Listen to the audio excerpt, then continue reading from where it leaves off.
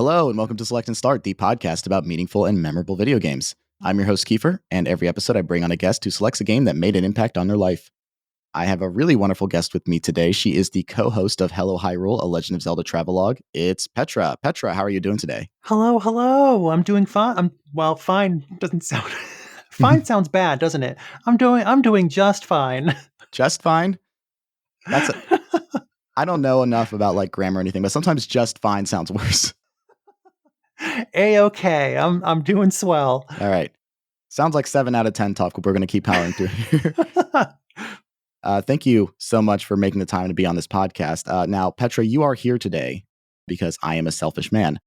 I brought you on here today not to talk about necessarily the game that means the most to you, so much as I wanted to supplement my previous episode I did on The Legend of Zelda Ocarina of Time with some additional brainworms. So, like I said, like you're on Brainworm 2D today, and I wanted an expert on Zelda. You are not only a co-host of a Zelda podcast, but you yourself dabble in Legend of Zelda randomizers and things of that nature. So you would be able to speak to the things a bit more than I would, who'd be like, and the other thing about the randomizer is that the keys are fine, but like the other items are kind of fair game. That kind of thing.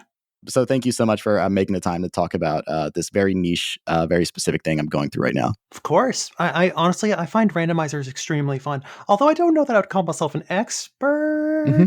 Mm-hmm. I watch more randomizers than I play, but I have played my fair share. Right. And an expert is anyone who knows more than me. So, and I'm the, as a host of a video game podcast, you're going to certainly know a fair more than a lot of the listeners here. So you don't have to call yourself an expert, but everybody's going to learn something today. Honestly, I'm just glad this wasn't like secretly, a confrontation about your, impressive defeat of me at this year's Moonshot Pokemon Showdown. Oh, no. I don't need to rub my victories into people's faces. I like to let the legends speak for themselves. But no, it was a really fun thing that we did together, and I'm really glad that we get to talk again. Me too. Outside of the field of battle. Now, before we get to know more about randomizers, I want the listeners to get to know you better. So before we talk about all things Zelda, Petra, what do you do and what do you like? Oh, what do I do? What do I do? First and foremost, I mean, podcaster. It's kind of a weird amount of work to get just a fortnightly podcast out. You're telling me. For sure.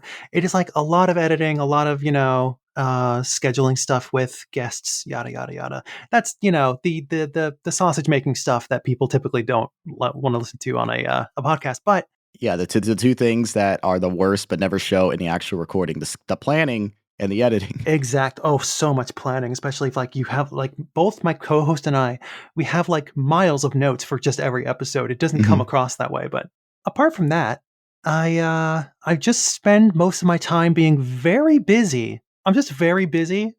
Mm-hmm. It's almost like it's just my calling in life is to just be broadly busy. Depending on whatever era you're finding me in, I'm either writing, I'm drawing, I'm creating a tabletop RPG.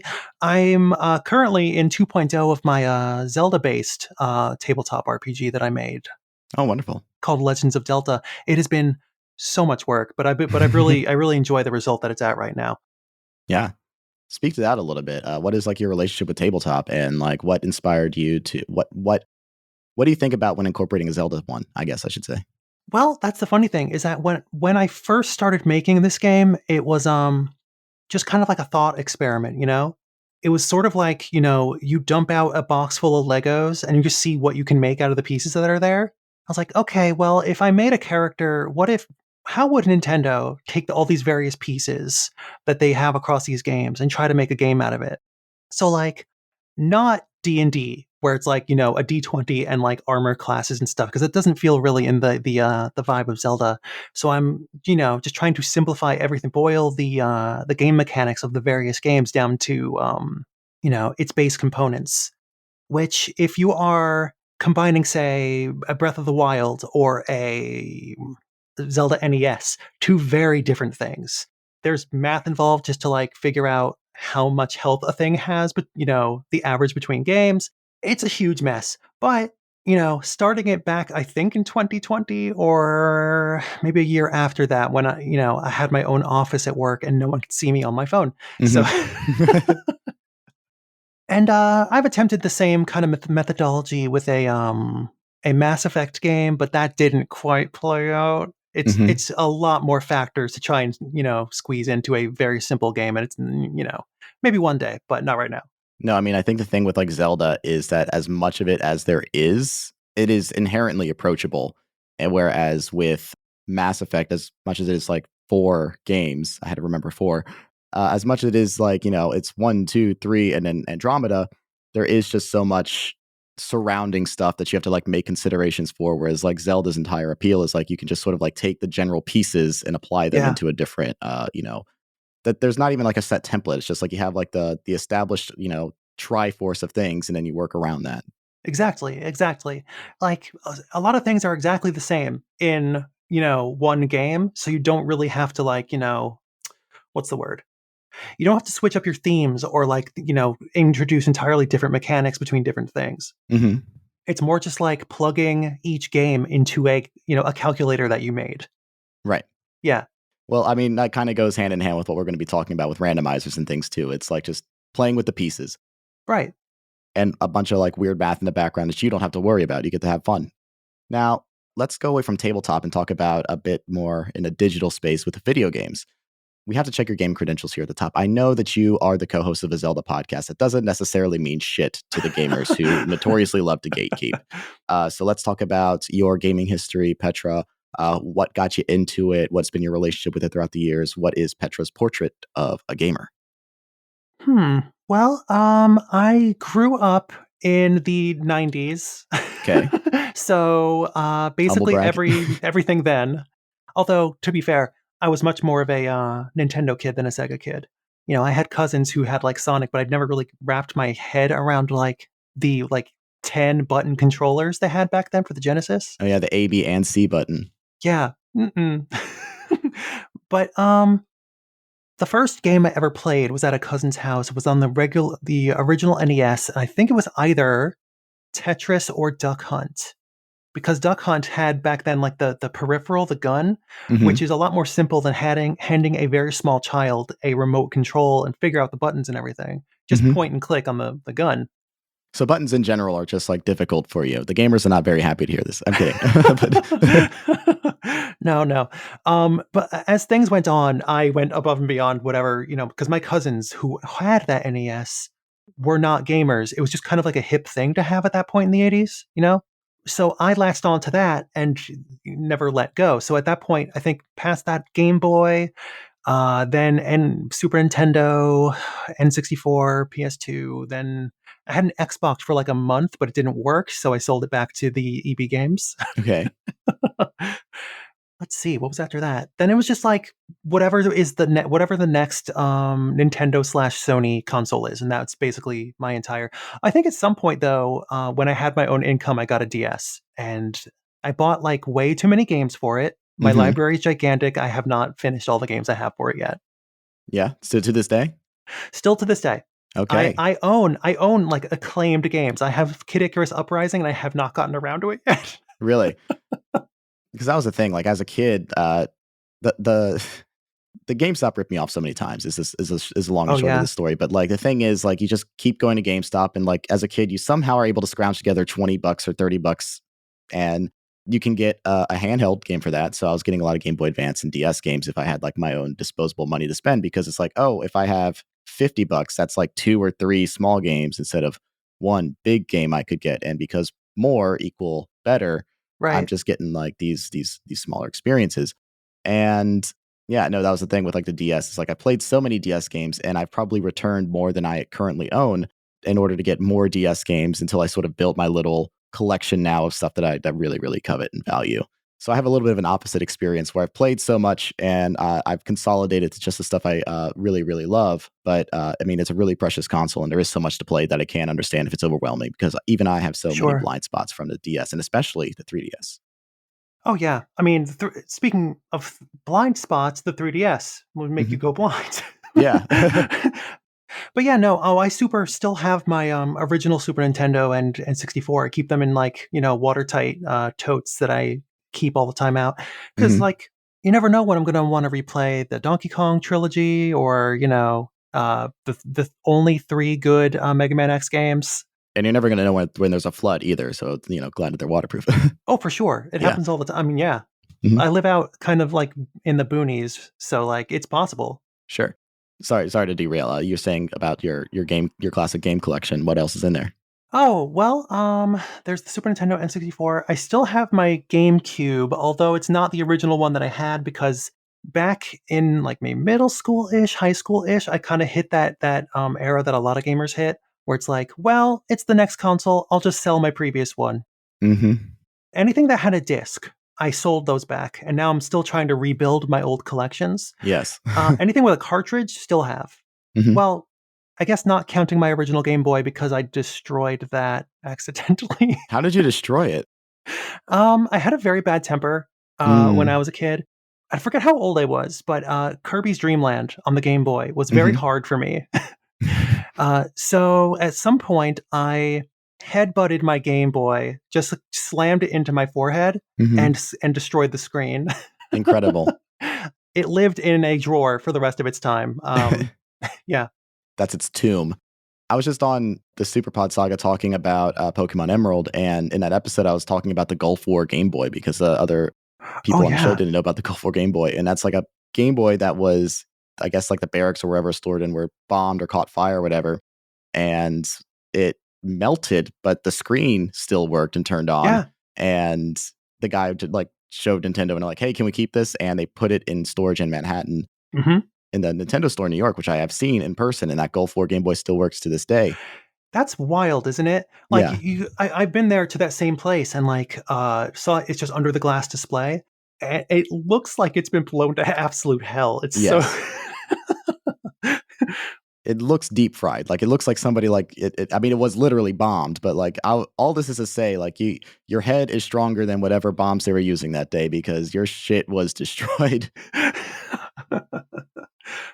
uh, You said like you have a big backlog of DS games. What are your favorite DS games, and can you name a few like prominent ones that you've yet to play so we can sort of balance that? well, let's see. Um it'd be easier if I just had it nearby, but it's Mhm. somewhere. You're not graded on this, don't worry. The ones that I liked a lot were the well, first I have to say the Majora's Mask remake that was on Mhm. there. Majora's Mask is like one of my all-time favorite games, and I think they did a great job on that. It's my favorite game. Awesome. Yeah. Apart from that, like there's the Professor Layton series. I mean, I would say Phoenix Wright, but I don't think I own any of those. I just played them when someone else had them. But Mhm. there's oh, Ghost Trick. Have you played Ghost Trick? I know of Ghost Trick. It's been on the list for a while. It came out on the Switch again recently. Mhm. It's extremely good if you get the chance. Oh yeah, I've been meaning to forever. It is like one of those if you know kind of game because it is a straightforward, story game where it's like it has a clear beginning and clear end. So it's almost like you're just kind of like reading a book. Mhm. The art style is just fantastic. The music's fantastic.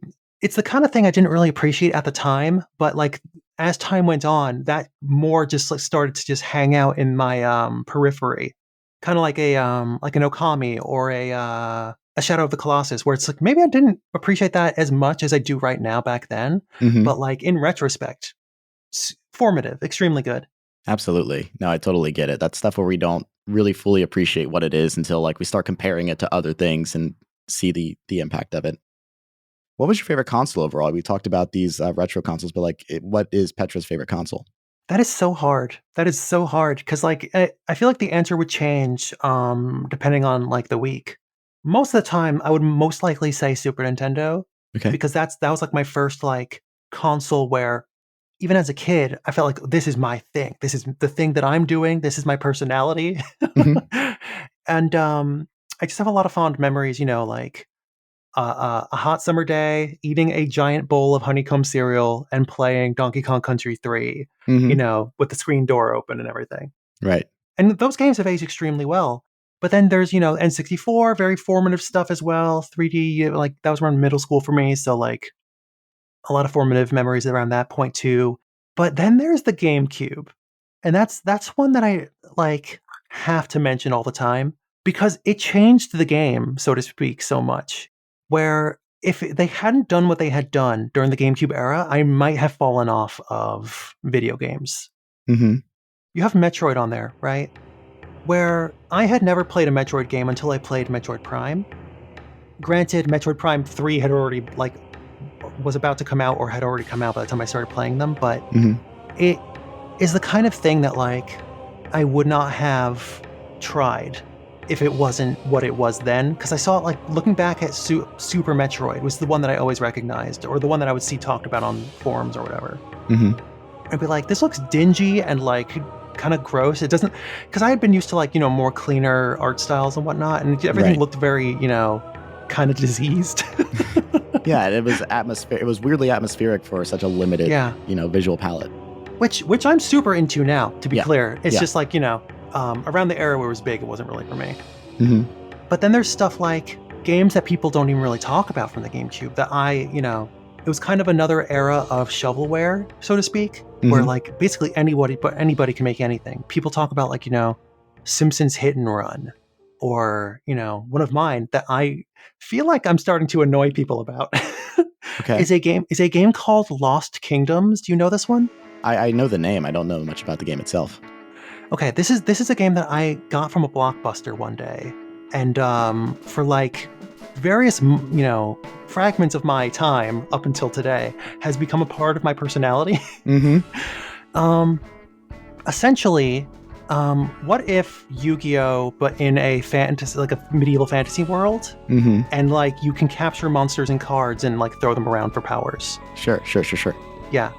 I don't know why that stuck with me so heavily, because and this is made by FromSoft before they were FromSoft. Right. So, you're one of those OG FromSoft freaks. Yeah. That's the funny thing. I actually am not a Souls fan, but I really, if they were to get back into making a Lost Kingdoms game, I would be all over it. I got to connect you with Dre from Fine Time, because he's the same way, where it's Eternal Ring that I remember playing that, and it's I was hoping Elden Ring was going to be a sequel to Eternal Ring back from 2000, and it's I'm just sitting here I'm 28. Dark Souls. I'll start mentioning Windows 95 games if we're not careful. What have you been playing lately? Oh, I heard you ask your last guest that, and I got a little nervous because I've been very busy. So I have tons of things that I'm ready to start playing anytime now. But for the most part, what I am playing has just been Binding of Isaac, to be honest. That's totally fine. It is extremely good, quick form gameplay. And it's a game that, both I and my partner have played to death, in the past. But now we're, starting from scratch on the Switch. It's a great, cool down from work or chores, whatever, at night game. And I would love to start up Baldur's Gate 3 or Cyberpunk, or there's at least one Persona 5 sequel that I haven't played yet. I downloaded Final Fantasy 9 to play for the first time on my Switch. Just haven't gotten around to it. You would think, looking at my Steam library, that I would stop buying games until I've played more, but I'm still optimistic, I guess. I have games that I bought 11 years ago on Steam that I haven't touched yet. As soon as I started making my own money, I already built a backlog of stuff on Steam that I haven't played. I have every Hitman game. I haven't played any of them except the new ones that IO made. Oh. That's just an example, the shit I have to go through if I ever intend to finish all the stuff I bought. But I also relate to the whole thing of and yet I'm going back to something that's very easy on me, because I have 73 hours in Balatro right now. Oh, nice. I was curious about that since it did so well at the Game Awards. It is too good. I had to uninstall it because that 73 hours did not come at a reasonable pace. Yeah, you said you got it in a week, right? Or 2 weeks? In 2 weeks, I built up 50 hours of gameplay. That's berserk. Yes, it was. It was affecting my workflow. It was during a time where things were a little slow for the podcast, and people's schedules weren't lining up. And it's all right, well, I'm just going to literally game of Balatro, job application. Game of Balatro, job application. Oh, interesting. Right on. But yeah, it is too addictive. It is too good. And the thing that kind of broke me out of that funk was actually playing an Ocarina of Time randomizer. And you would think that'd be a perfect transition to talk about it, but not quite. We have to talk about your relationship with the Zelda series. You are somebody who does a whole Zelda podcast. So clearly this is something that means a lot to you. How did you get into Zelda? In elementary school, I played Majora's Mask, and my brain was poisoned for life. Hell yeah. It stuck with me in a lot of weird ways. Probably, if I had to guess, like different ways as I got older, because there's different themes you don't really pick up on when you're a kid, you know? I was 4 when I played it. I get it, yeah. Right on. It's a shame, though, because I wish I had fonder memories of Zelda NES. I didn't play that until, like maybe college, and by then, it's so... Going back to play Zelda NES is pretty rough. Mm-hmm. As far as other games, obviously, Ocarina of Time followed after that, which is a little weird to go back to see what happened beforehand, because like playing a sequel before the prequel, before the game that came before it, wasn't really a thing that happened in video games a lot at that point, I think. Because like if you played Mario 2 before Mario 1, you're not really going to have a lot of questions. It was a pack-in game, though, so like it was kind of hard to. Sure, that's sure. It happened. I'm sure it happened plenty of times. I'm just saying, like, yeah. Or, I don't know, Streets of Rage 2. I never had that. I don't know. But then I think it was probably not until the next generation that I started like trying to play other games, because I had Minish Cap on the Game Boy Advance, which I think was around the same time as GameCube. Yeah. Minish Cap's 2005. The Wii doesn't launch till 2006. Right. Which is around the same time as Wind Waker. You know, I loved Wind Waker. I don't know. I was not among the people who were perpetually cranky forever about Wind Waker. I wasn't online yet, so it was like, I love this shit, and time proved me right. To be fair, one of my friends, Jake Mason, another podcaster, he makes a great point about this that has stuck with me, where they didn't finish the game. They didn't finish Wind Waker. No, they didn't. which is one of the it's one of the few like legitimate complaints about that game. Like, and that connects to most of the issues people have with it, is that they didn't finish it. Yeah, we talked about that with Hamish in the Wind Waker episode I did. It's like, it's not done. I mean, it's one of my favorite games ever, but it isn't done. Like, you can see how not done it is. But when you're a kid in like middle school or maybe before that, and it comes out, you can't really tell that it's not done. Just like you're not, if your first Star Fox game was Star Fox Adventures, on the GameCube, you're not really going to question how the space portions are worse than the N64. But anyway. This Super Mario Sunshine game is actually super normal to me, actually. This isn't weird at all. Ooh. Is that a joke, or did you... No, I didn't play Star Fox Adventure or Super Mario Sunshine on GameCube until much later. I was a Star Fox 64 sicko, though. Right on. Sorry, continue. Okay, I was going to say, because Sunshine, I played on the HD collection, has not aged well. It's tough, but I love it. I like it still, but it's tough. It's running on vibes. It is running off of vibes. That's a great way to describe it, yeah. But after that point, like in college, Twilight Princess came out just as I went into college. It's funny because I bought the console just to play it, and I left it home when I went away to college, because I didn't want my roommates or whoever to touch it or get at it. I was very paranoid. But apart from that, in college is around when I started, pirating games back then, which feel free to go back to the old dorm systems if you want to research that, if you'll find my records or something. You can't prove it. So as far as you know, this is a joke and not admissible. Just a lot of games fell off the back of a truck. What are you talking about? Exactly. And that's kind of when I filled out my whatever gaps I had, like Zelda 1 and 2. I didn't get very far in 2. So I'm not really looking forward to doing it for the show. I think the only gaps that I had up until recently have been the DS games, which I did play Phantom Hourglass a couple years ago. And I'm holding on to Spirit Tracks for when we get to it in like 10 years. Right. Because you are going down the timeline. We'll talk about your podcast more in a minute, but you go down the actual like timeline order. You're not doing it by the release order. Right. We are currently in the Fallen Hero timeline, massive air quotes. And after that, we're going to do all the games that people like. You know. But it's interesting to do it in timeline order because we had assumed that with Breath of the Wild and Tears of the Kingdom, we weren't going to see any more new additions to that. But except with Echoes of Wisdom that came out this year, they squeezed that in between a couple games in the Fallen Hero timeline. So we're going to get to that one sooner than the other ones. Right. Because the thing about and we can talk about the timeline. I didn't talk about it at all in the Ocarina of Time episode because I'm very agnostic to the timeline, but I understand that you have to talk about it if you're talking about the series holistically. The thing about that timeline, it's literally like, oh shit, we made a bunch of games before Ocarina of Time. Where do we put them? All right, that looks good. This is the unified aesthetic until we knew what we were doing.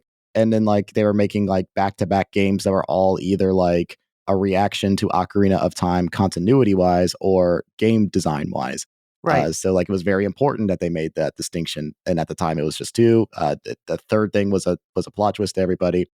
People got very upset. And it's the funniest thing in the world to me because you can just choose to not let it bother you. Anyway. The funniest thing about the Zelda timeline to me, because we don't have to get into it, because I have a very Helga Pataki-esque, relationship with the Zelda timeline. It's I love it, I hate it, I love it. But the funniest thing to me about the whole thing is that Capcom came out with Minish Cap, a game designed almost entirely just to introduce where the hat came from, where Link's hat came from.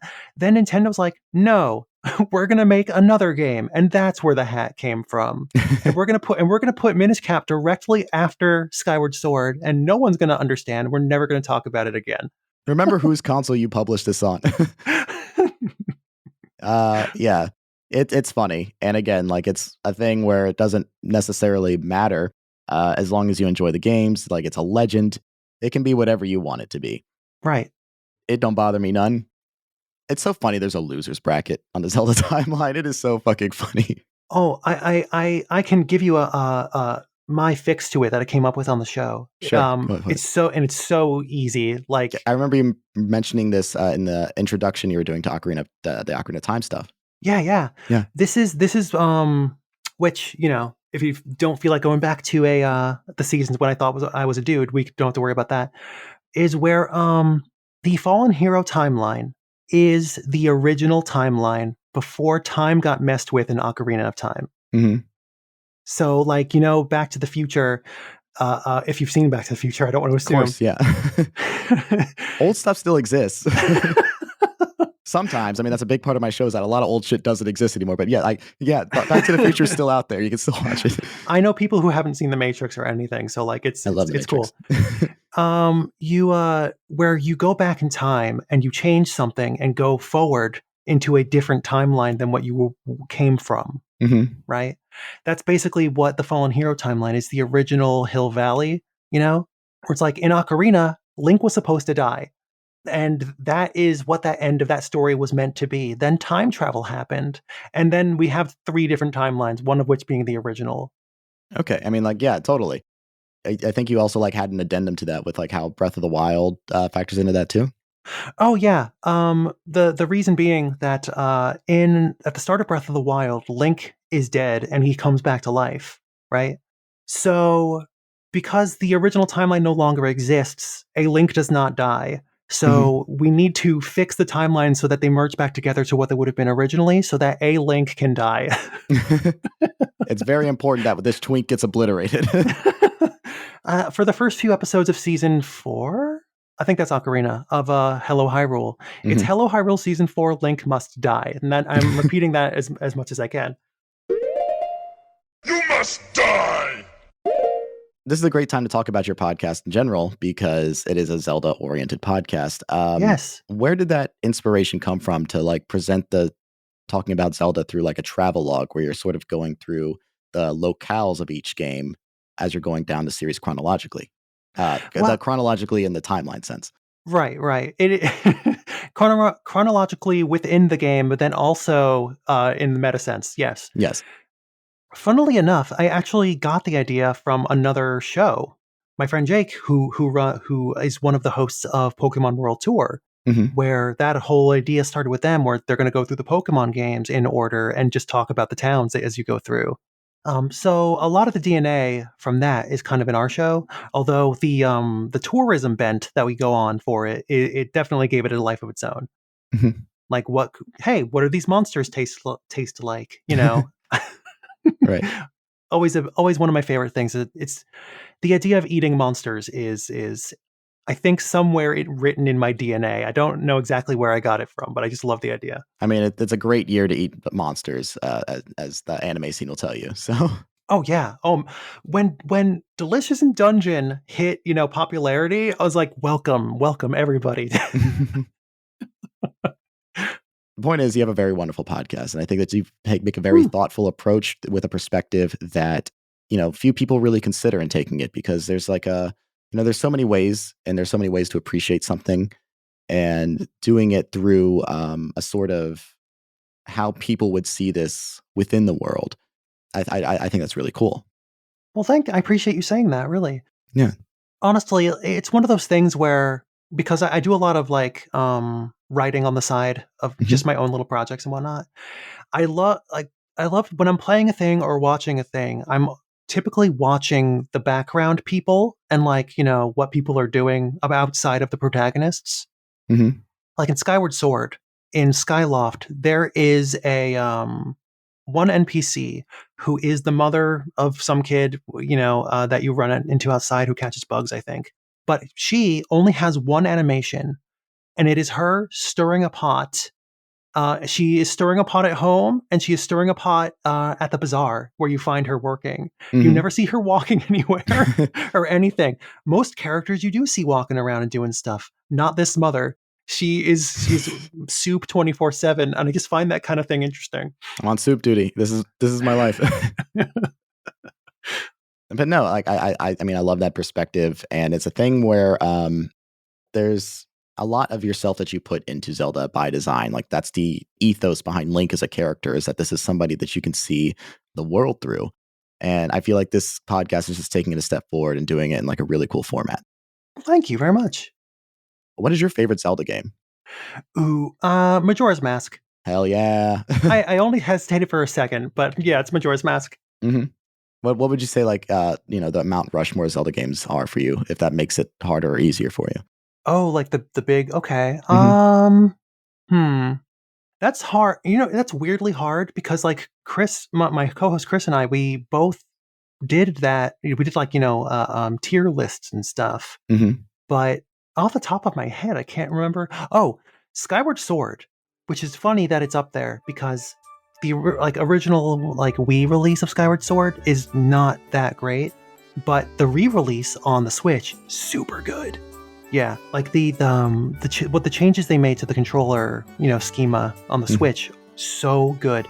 Because originally, you're swinging the Wii remote around like a sword. Yes.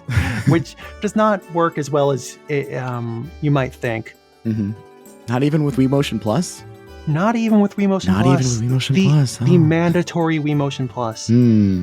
Which, if you recall, like there were later some controllers that had it built in, yes. But like there were also like the early edition where it was just a little brick you plugged into the bottom of your Wii remote. We had both because I had Wii Sports Resort, and my brother bought the gold controller version of Skyward Sword for his birthday. Oh, no way. My little brother. Yeah, I still haven't finished Skyward Sword. I played the beginning of it like twice now. Mm-hmm. But I have it on Switch, and it's like all right, eventually I'll do that. Two major fixes that made it like such a better game, where it's like you use the D-pad, or not the D-pad, use the stick to use the sword motions so much better, and it actually feels like gratifying to do. No, like Ape Escape. Yeah, exactly, like Ape Escape. I haven't thought about that in a while. But then there's Fi, the sword girl who follows you around and lives in your sword. She is no longer bothering you every 5 minutes that your Wii remote batteries are low. Right.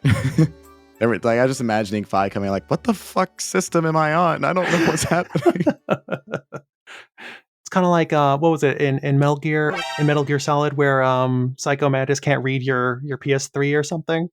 Yeah, the power of technology. There's no memory card. So, what are some of your other favorite video games outside of Zelda before we get into this randomizer talk?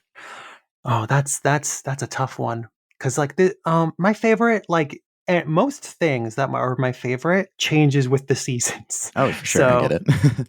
Most of the time, I will say Shadow of the Colossus. Mm-hmm. I'm just like going through my entire history right now in my head. The original Donkey Kong Country trilogy. That's the other one that I would definitely say every time. Yeah, I've sort of gotten shades of that throughout our conversations. Like, she really likes Donkey Kong. Yeah. Oh, the vibes are untouchable, unimpeachable. Oh yeah, great music. I love those games. It's just good ass game design. It's one of those things where it's like I love Majora's Mask, I love Shadow of the Colossus. I don't know that I would boot those up if I'm having a bad day. Like Mm-hmm. if I'm sad, I will probably play Donkey Kong Country because it's like I've played it a million times. The vibes are perfect. You don't have to think about nothing. There's no dialogue you have to read or whatever. Right. You need something that you can pick up, play, and go through. You don't need to like, all right, I'm pissed off about the world. Time to open up Disco Elysium. Right, right. Yeah, that looking at some menus will make me feel better. But then there's like ones that I wouldn't mention so often, like Lost Kingdoms, because like I don't know that it's like one of my favorite games, but it's one that I love to talk about. Yeah, it's on the Petra schema. Yeah, exactly. There's an old Windows 95 game, an old Disney point and click adventure called Nightmare Ned, Mm. which it's not a good game, but the art is really good and the music is really good. So that just kind of stuck out in my mind. It does definitely have an evocative style. And Nightmare Ned Yeah. was critically acclaimed, so maybe has the age just not done well to it? It has not aged that well. I think it might have partly been hurt by the tie-in cartoon, where Mm. the art was not good, very much not good. Mm. It was just like greens and purples and reds for the whole show. But again, I don't know that I would call it like one of my favorite games. It's just one of my favorite games to talk about. Ooh, how's this for a favorite game? Have you heard of Battle Chef Brigade? I don't know if I have. Ooh, Battle Chef Brigade is an indie game which I think was published by Adult Swim. I could be wrong about that. Let's see. It is an Adult Swim game. Yes. Okay, so the gist, tell me if you've heard this one before. You eat monsters. Hmm. But the idea is it's like a cooking competition in a fantasy world where it is like Iron Chef if the chefs in Iron Chef had to fight the things they're cooking. Oh, I like Data Diver. Yeah, let's do it. Yeah. You run out, you beat up monsters, you get component parts like meat and whatever, along with like different, which each individual piece has a elemental value like fire, earth, water. And Hmm. then you drop them into a cooking device that turns it into like Puyo Puyo. Have you ever played Puyo Puyo Oh Pop? yeah, of course. Yeah. Yeah. Or if you Kirby's Avalanche, if you needed an easier. Kirby's Avalanche, Dr. Robotnik's Me Bean Machine, whatever That's right. whatever your preferred term is regionally. So it's a combat game, a cooking game, and a puzzle game. Okay. Okay. Yeah, and it's just like the art style is warm and like just very very delightful. There's voice acting throughout most of it, which is crazy. Hmm. I really wish that they had made more of it because I think there was like a Kickstarter that didn't get all the way through, but I mean, what's there is really good. Yeah, I mean, it looks really cool. I'd like to check this out. I think it's on like everything. Apart from other games, like I mean, more recently, there's like Sea of Stars, Hmm. which is extremely good. Hmm. I know there's like DLC coming out for that. I am amped. Hmm. Paper Mario Thousand Year Door is one of the big ones. That was like one of the ones I played on the GameCube, but I didn't have the quite the emotional attachment that I do to it now because they allowed the character Vivian to just be trans, which is a big thing for me. Oh yeah, I personally know more than one Vivian who is a trans woman. So, No kidding. yes, I do. Oh well, interesting coincidence. No, it's not a coincidence. I assure you. There's a reason why this. Oh, Yeah, word. Oh, cool. I know what games are popular in the community. Yeah, Right on. yeah. But no, I'm very glad that like the trans community got that victory with the new re-release. Yeah, no, that was really cool. I remember there was like a whole lot of like, people up in arms about it back in the day. It's like, well, technically this, well, technically that, if you read the translation. Between a bunch of people who don't speak Japanese, Yes, you know.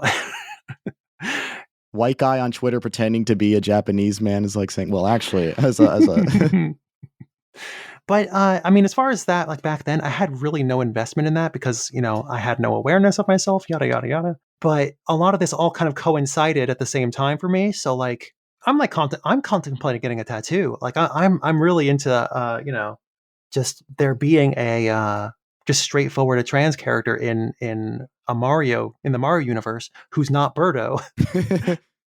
If I had a nickel for every trans character in Mario. Yeah. But one, I mean, congratulations. And two, it's a really wonderful game, and I'm really glad that it's getting a second life.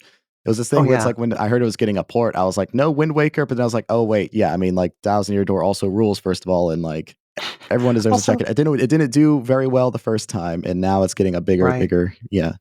Also, maybe finish Wind Waker if you're going to re-release it. I'm just putting that out there. We mean re-release it a second time, because they did it again, and they like streamlined like the big Triforce quest at the end, and made that Bloom style that is a bit more of an eyesore. But yeah, true. I just want to play Wind Waker again, and I don't feel like sitting at my computer to do it. Or my dusty old Wii U. Mm-hmm. That's the thing. My dusty old Wii U is 2 states away right now. So. Oh, word. Okay. It's gathering dust in my brother's house instead of mine. All right. Anyway, talking about playing Zelda games on the computer, let's talk about Ocarina of Time randomizers and randomizers in general with the Zelda series. Sweet. Well, actually, let's talk about Ocarina of Time a little bit and your relationship with it, because I know you were talking about this when you were doing the your podcast, Hello Hyrule, that you sort of came to appreciate it more in recent years. How do you feel about Ocarina of Time today? I think Ocarina of Time is extremely good. It is not the game I grew up with, so I'm never going to quite have the attachment that everyone else kind of does. Like the people around my age even, or otherwise, who grew up with, Ocarina of Time first and then Majora's Mask being the weird one. Mm-hmm. I felt like, or I should say, I feel today a lot more appreciation for it, I should say. Because like, it is very clear if you play it these days, like, oh, this is the thing they're doing that was invented for the first time in video games.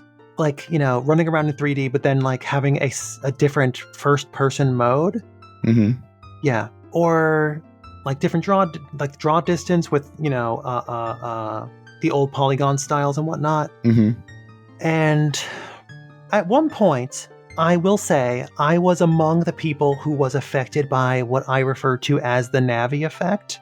Wherein Navi in Ocarina of Time is just like a little kind of annoying sometimes. Mm-hmm. Hey! The early internet took that minor annoyance and it ballooned it into like, Navi. There was like webcomics where Navi drove Link insane and he's in an insane asylum. He's in an insane asylum. The Flash cartoons of the time. Yeah, I remember how like insane that like overreaction was about the character. Yeah. And the same thing happened with Tingle. Right? Where it's like Tingle's a little weird, which ballooned, of course, into Tingle's like a pedophile and yeah,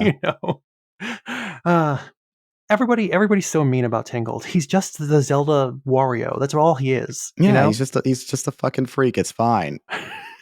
Does it hit too close to home that he's in his 30s and a little bit like nerdy? If he ate onions or if he ate garlic and farted all the time, then like people would be totally cool about it.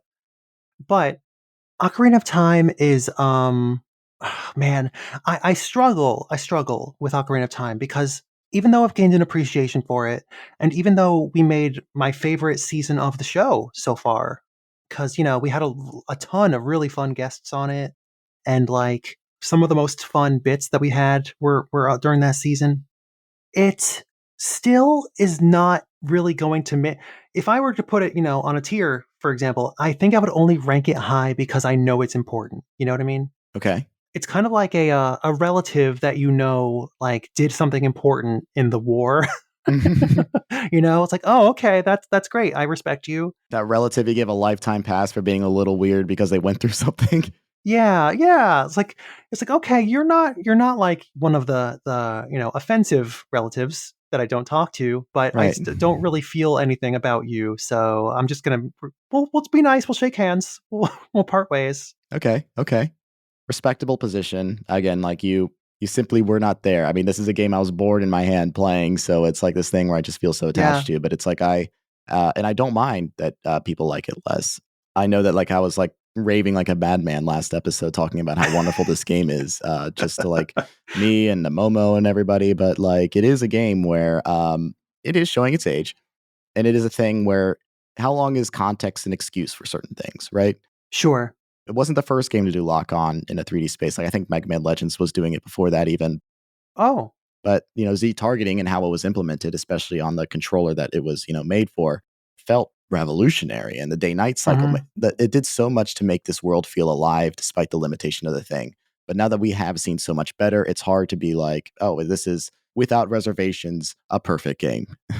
Right. You're definitely going to see, like, I think you mentioned it in your previous episode, actually, where it's like still kind of acclaimed as one of the best games of all time. Mm-hmm. Where do we know that would be the case if it were to come out, a generation later? Right. Which obviously, if it came out a generation later, it'd be different. Mm-hmm.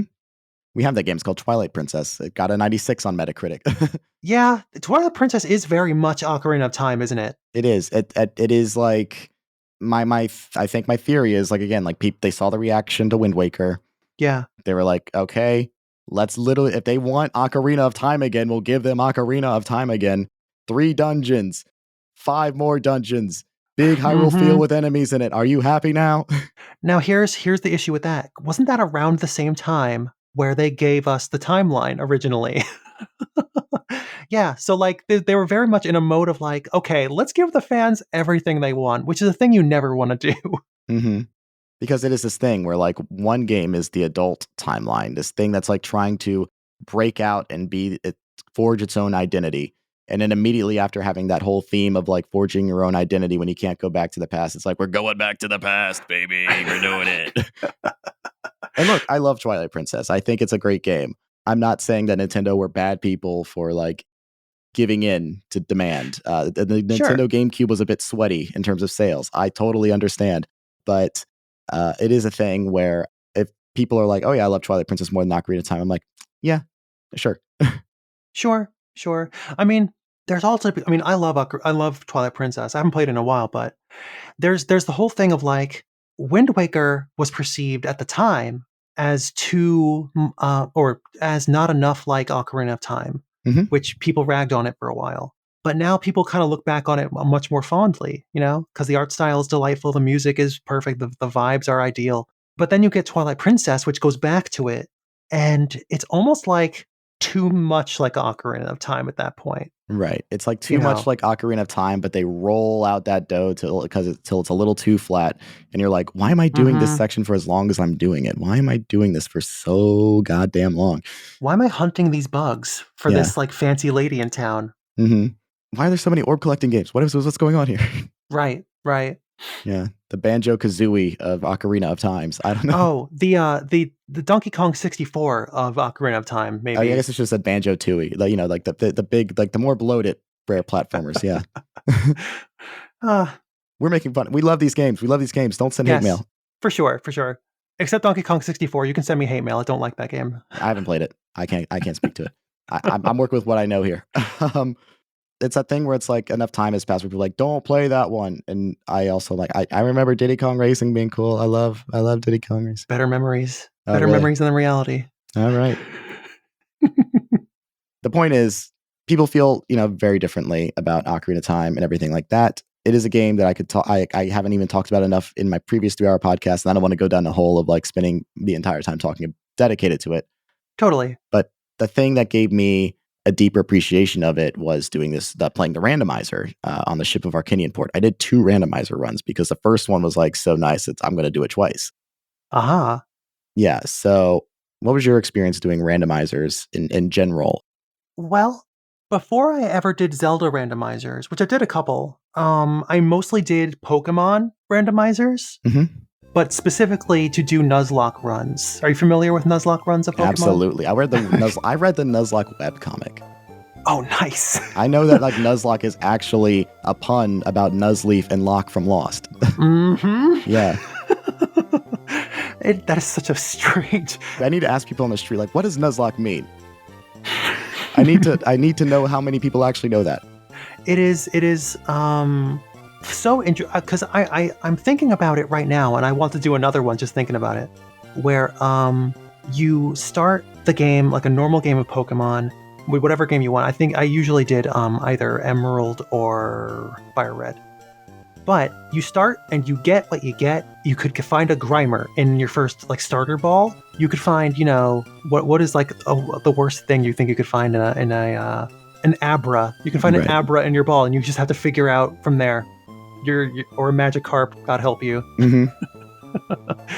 And you form a more, personal bond with the things that you find, which in a randomized file where all the Pokemon are random, it is so like the biggest roll of the dice you can possibly get, because you can go between two different routes and find like a Pidgey, like it's supposed to be there normally, and then the next thing you encounter that you could have gotten would be like a Milotic. Milotic, sure, something extremely strong. Mm-hmm. Although depending on the information that you feed into thing when you make your randomized file, you can decide whether or not it's going to be allowing evolved things or higher level things. Right. Because again, like if you are in Route 2 and you come across a level 50 whatever, you're not going to have a good time. So, certain randomizers will give you the ability to protect yourself from that. Right. There are a lot of randomizers have an internal logic to them. So like it will do a thing where like you're not soft locked out of beating the game because of some like completely randomized condition. There's still things like in the Zelda randomizer, in the vanilla version of it at least, you won't get soft lock out of the game because you can't find a slingshot in the Great Deku Tree. Like you'll still need, if anything that you require to advance to the next required thing, you will be able to find it within the game's logic. Now, if there's something like, I am able to go to Hyrule Field and I can only find a thing in a grotto, and I'm, you should be aware of where the grottos are. You're going to have to like use that part of your brain of like knowing like, okay, where could something else possibly be? Mm-hmm. But the game will never soft lock you out of the experience. You just have to like get creative and think about where could another chest be. And there are checklists and different things that you can use to help you with that. I'm really glad you bring up the grottos and such, because doing a randomizer for a game like Ocarina, for example, requires such a knowledge of the game. Like you had to have like 100%ed the game a couple times if you don't want to play with a guide, that is. Right. The last time that I did a randomized Ocarina of Time, which was a Christmas gift on a custom cart you actually put into the N64, which so cool. I didn't know you could even do that. And I plug it in, and I was having to find grottos I didn't even know about originally. Right. Because it was like, oh, I'm missing the mirror shield for so long. Turns out there is a grotto in Kakariko that you have to hit with a bomb. Just in the middle of Kakariko, there's no signifier of where it would be. And it's hidden under the town. If I could have gotten it from the very beginning of the game. Yeah, no, I remember like in my first run, like the thing that was like keeping me from being able to beat the game is I couldn't find the Megaton Hammer, because there's certain items you absolutely need in order to beat the game. You can't just like go straight to Ganon's castle because there's like certain contingencies in there. And we'll talk about like how these games like fundamentally change our understanding of like how the game works and everything. But like, one of the required items is the Megaton Hammer.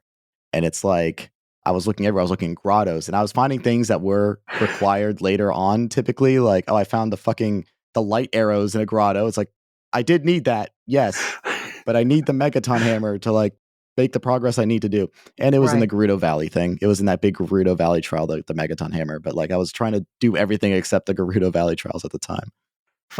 Oh man, like there's 10,000 keys. You're really,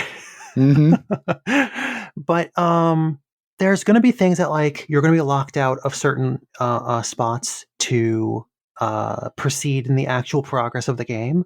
But then there's going to be every so often, I think the best part of like a randomizer in a game like this is finding something explosively useful, like in a completely different spot than you're expecting. I got, this is a story I like to tell. When I got the Megaton, not the Megaton Hammer, the Bigoron sword, it was in Kakariko as well. It was the first time in Kakariko I was collecting the Kukos for Anju. For some reason, the jump across into that fenced-off area in the northern part of town was not working for me. I know you're supposed to like grab a Kuko and glide over to it. It wasn't working. I don't know. So what I did was I climbed up to the top of the watchtower, And looking forward, I strafe jumped to the left and like dove off of the tower, grabbed close to the roof where the roof guy is. I was like, well, I'm up here. I'll just go talk to him. And he had the Bigoron sword. I'm sitting there like, and this is one of those things where I think about the narrative that has changed now that like all the item locations have changed. I'm like, this guy has been stranded on a roof for potential years if you go ahead in the future. And he's just holding on to this extremely powerful sword. Yeah. The strongest item in the game, functionally, that you have to go through this whole like massive side quest to be able to get in the traditional game. And instead you found it doing a side flip, like a triple impossible off of a watchtower in order to, get a chicken. Just Christ aired off of a building. Yeah. It's one of those things where it's like, you don't necessarily need the Bigoron sword, but it's super helpful to have. How else am I going to cheese Shadow Link, you know? Because the other thing is, like, what's randomized in a Zelda Randomizer, at least in my experience in playing the Ocarina of Time one, in the vanilla stuff, it's the locations of items. The keys in each individual dungeon will be in that individual dungeon still, in the vanilla version at least. Yeah. But you're not going to find a key in the overworld, for example. But you will find any other item locations that will be randomized, including heart container, like pieces of heart. You'll open a chest that looks like a boss chest and it's 5 rupees. Like it goes all ways.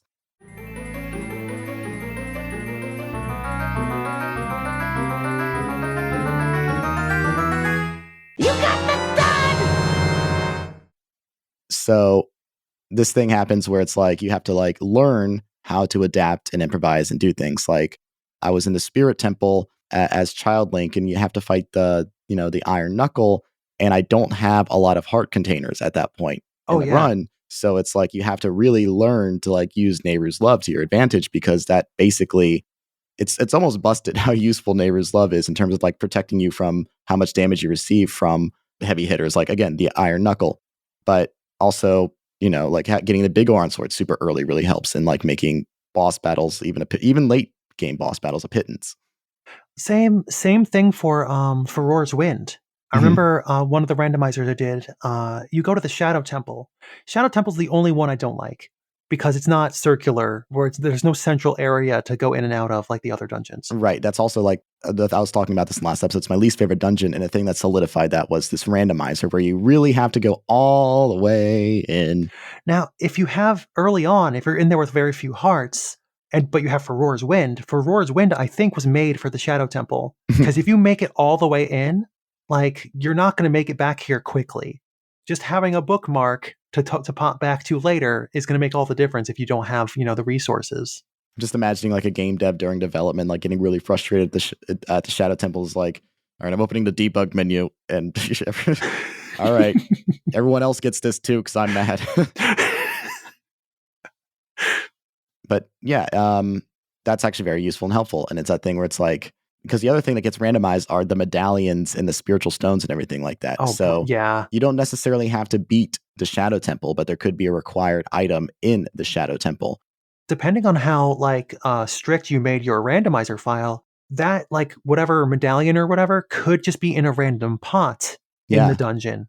Yeah, like I'm like the vanilla thing, like it's like, okay, the medallions and the spiritual stones are all like shuffled, but like they're still going to be in the boss rooms. But you can add things to it, and that's a really good transition to talking about these things, because there's things like entrance randomization, where every entryway will lead to a new location. So like, let's say you go into the Great Deku Tree, and then suddenly you're in Boise, Idaho. No, but it's just like you're just like, why am I in the fire temple right now? I'm on fire. If I recall, you have the option to switch either the dungeon doors to go to different dungeons, or you can just switch every door, every entryway. Yeah, like you can go into like Fido or Fido's house, whatever his name is, and like suddenly you're in just a completely different area. Yeah, suddenly you're in the Gerudo training grounds. Yeah, as long as it's within the game's logic, and it is still like a thing where you can continue to progress, it will be within that game's logic to do so. There's key sanity, where it takes every small key and the boss key from every dungeon and then shuffles that into the item pool. So you won't be able to complete certain dungeons for a long ass fucking time, because like keys aren't a big part of like the Child Link stuff, but they are a feature of every dungeon and some non-dungeons in the Adult Link stuff. So like, and that being in the shuffle is just going to drive you insane. There is also like shop sanity, where they actually shuffle the stuff that's in the shops in the game. Oh yeah. There's So going to be it's- times where they not just that, but they'll shuffle the rupee prices Mhm. for the stuff. So you can be. I've seen certain randomizers online where a person will get to a shop, there will be something that they need, and it'll have more rupees than a normal wallet can hold. Mhm. It'll be like in the thousands. Yeah. So, and that's because they added an additional wallet to get later. Mhm. Oh yeah, I never was frustrated at the wallets in Ocarina of Time until I played this randomizer, and I was like well into Adult Link stuff and still only had 99 rupees, and it's like I need money for like there's like, because like money doesn't matter for a long time in the game, and then there's Sure. like a handful of things where you need fucking money, like the beans. You need the beans, Yes. and it's important that you are able to like stock up on those beans, because like there are like heart locations, and like for example in my first randomizer run, the hover boots were in the graveyard in Kakariko Village. Oh, like in one of the tougher spots, or was it like? It was a bean location, so like the bean would take you up to where the hover boots were. But incidentally, I didn't need the beans for that, because at that point I already had the long shot, so I just long shotted onto the crate where the hover boots were hiding in, rolled into the box, like, oh shit, hover boots. And I had the long shot in the hover boots before I even had finished any dungeon in Adult Link mode. That's wild. But also I didn't have magic until like nearly the very end, and you need magic to beat the game. Oh yeah. Because also like the fairy fountains are randomized. Oh yeah, there were some times where it's like, because if you depending on how much you were randomizing, you could do something very like cinematic, like the fairy fountains or finishing a long quest, and someone will just hand you a rupee, which can be very disheartening. But when you find those important things by accident later, I feel like it makes it a little bit more worthwhile. You know, like you get the you pull the bunny hood out of a cow when you milk it. You know. Yeah. Like I said, I didn't randomize it to the extent that I'm getting masks randomly. Sure. But like I mainly did the vanilla randomizers with a couple of variations in there for a challenge for the second one. There's ones that will like randomize the tokens for the gold Skulltula tokens. Right. Again, I didn't take it that far, but like you consider how many collectibles there are in this game, and it's like, oh my god. But again, it is all within logic. It is beatable, but you can make it harder and harder for yourself beyond like just the vanilla thing. And there's another mode called Triforce Hunt, where instead of doing a randomizer run where the goal is to, beat the game by getting to Ganon's castle by any means necessary, the win condition is that they have scattered 7 pieces of the Triforce in random locations in the game, and you have to find those. You have to get the Triforce pieces. That's the quest, not beating Ganon. That part is rad. I love a thing where it's like, here's an alternative solution to beating the game. Mm-hmm. Oh, it's you set how many pieces you find for the Triforce, by the way. It could be 1, it could be more. Sorry. Oh yeah. There's a certain amount out in the world, but you only have to collect like 10. Mm-hmm. Yeah. Yeah. So yeah, you can even change like what the win condition for the game is if you're doing a Triforce hunt instead of beating the game. This game just made me really appreciate the game design of Ocarina of Time a lot. It almost like breaks it open and is like, well, here's what's available to you very early in the game, but also like, here's some stuff that like the game never accounted for anybody doing, because it turns out you don't need to actually get all the medallions to beat Ocarina of Time. Right. In adult mode, you only need the Shadow Temple and the Spirit Temple medallions, which are the last 2 dungeons of the game. And like, you can't access the Shadow Temple traditionally unless you beat the Water Temple, because that's when you learn the song that can transport you to the entrance of the Shadow Temple, which is otherwise inaccessible. But since the songs you learn are randomized in vanilla, one, you could access the Shadow Temple early, but that also wouldn't necessarily matter, because maybe you got the Shadow token as Child Link, possibly. Right.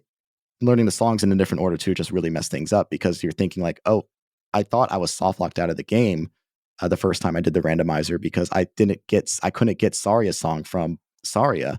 So it's like, how am I supposed to do this? How am I going to? You don't need to. You don't.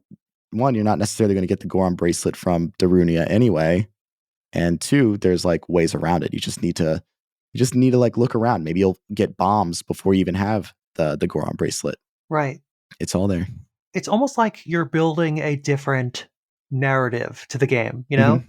That's another thing. I also didn't get the Goron bracelet until like I was almost done with the game, and it was only because I needed to progress in the forest temple, because even though adult Link is technically stronger, if you don't have that first strength check of getting the Goron bracelet, he's a wimp and can't push certain no way. objects. Yeah, that's something I learned about the game. Like, you need the Goron bracelet in order to like push certain things, even as adult Link.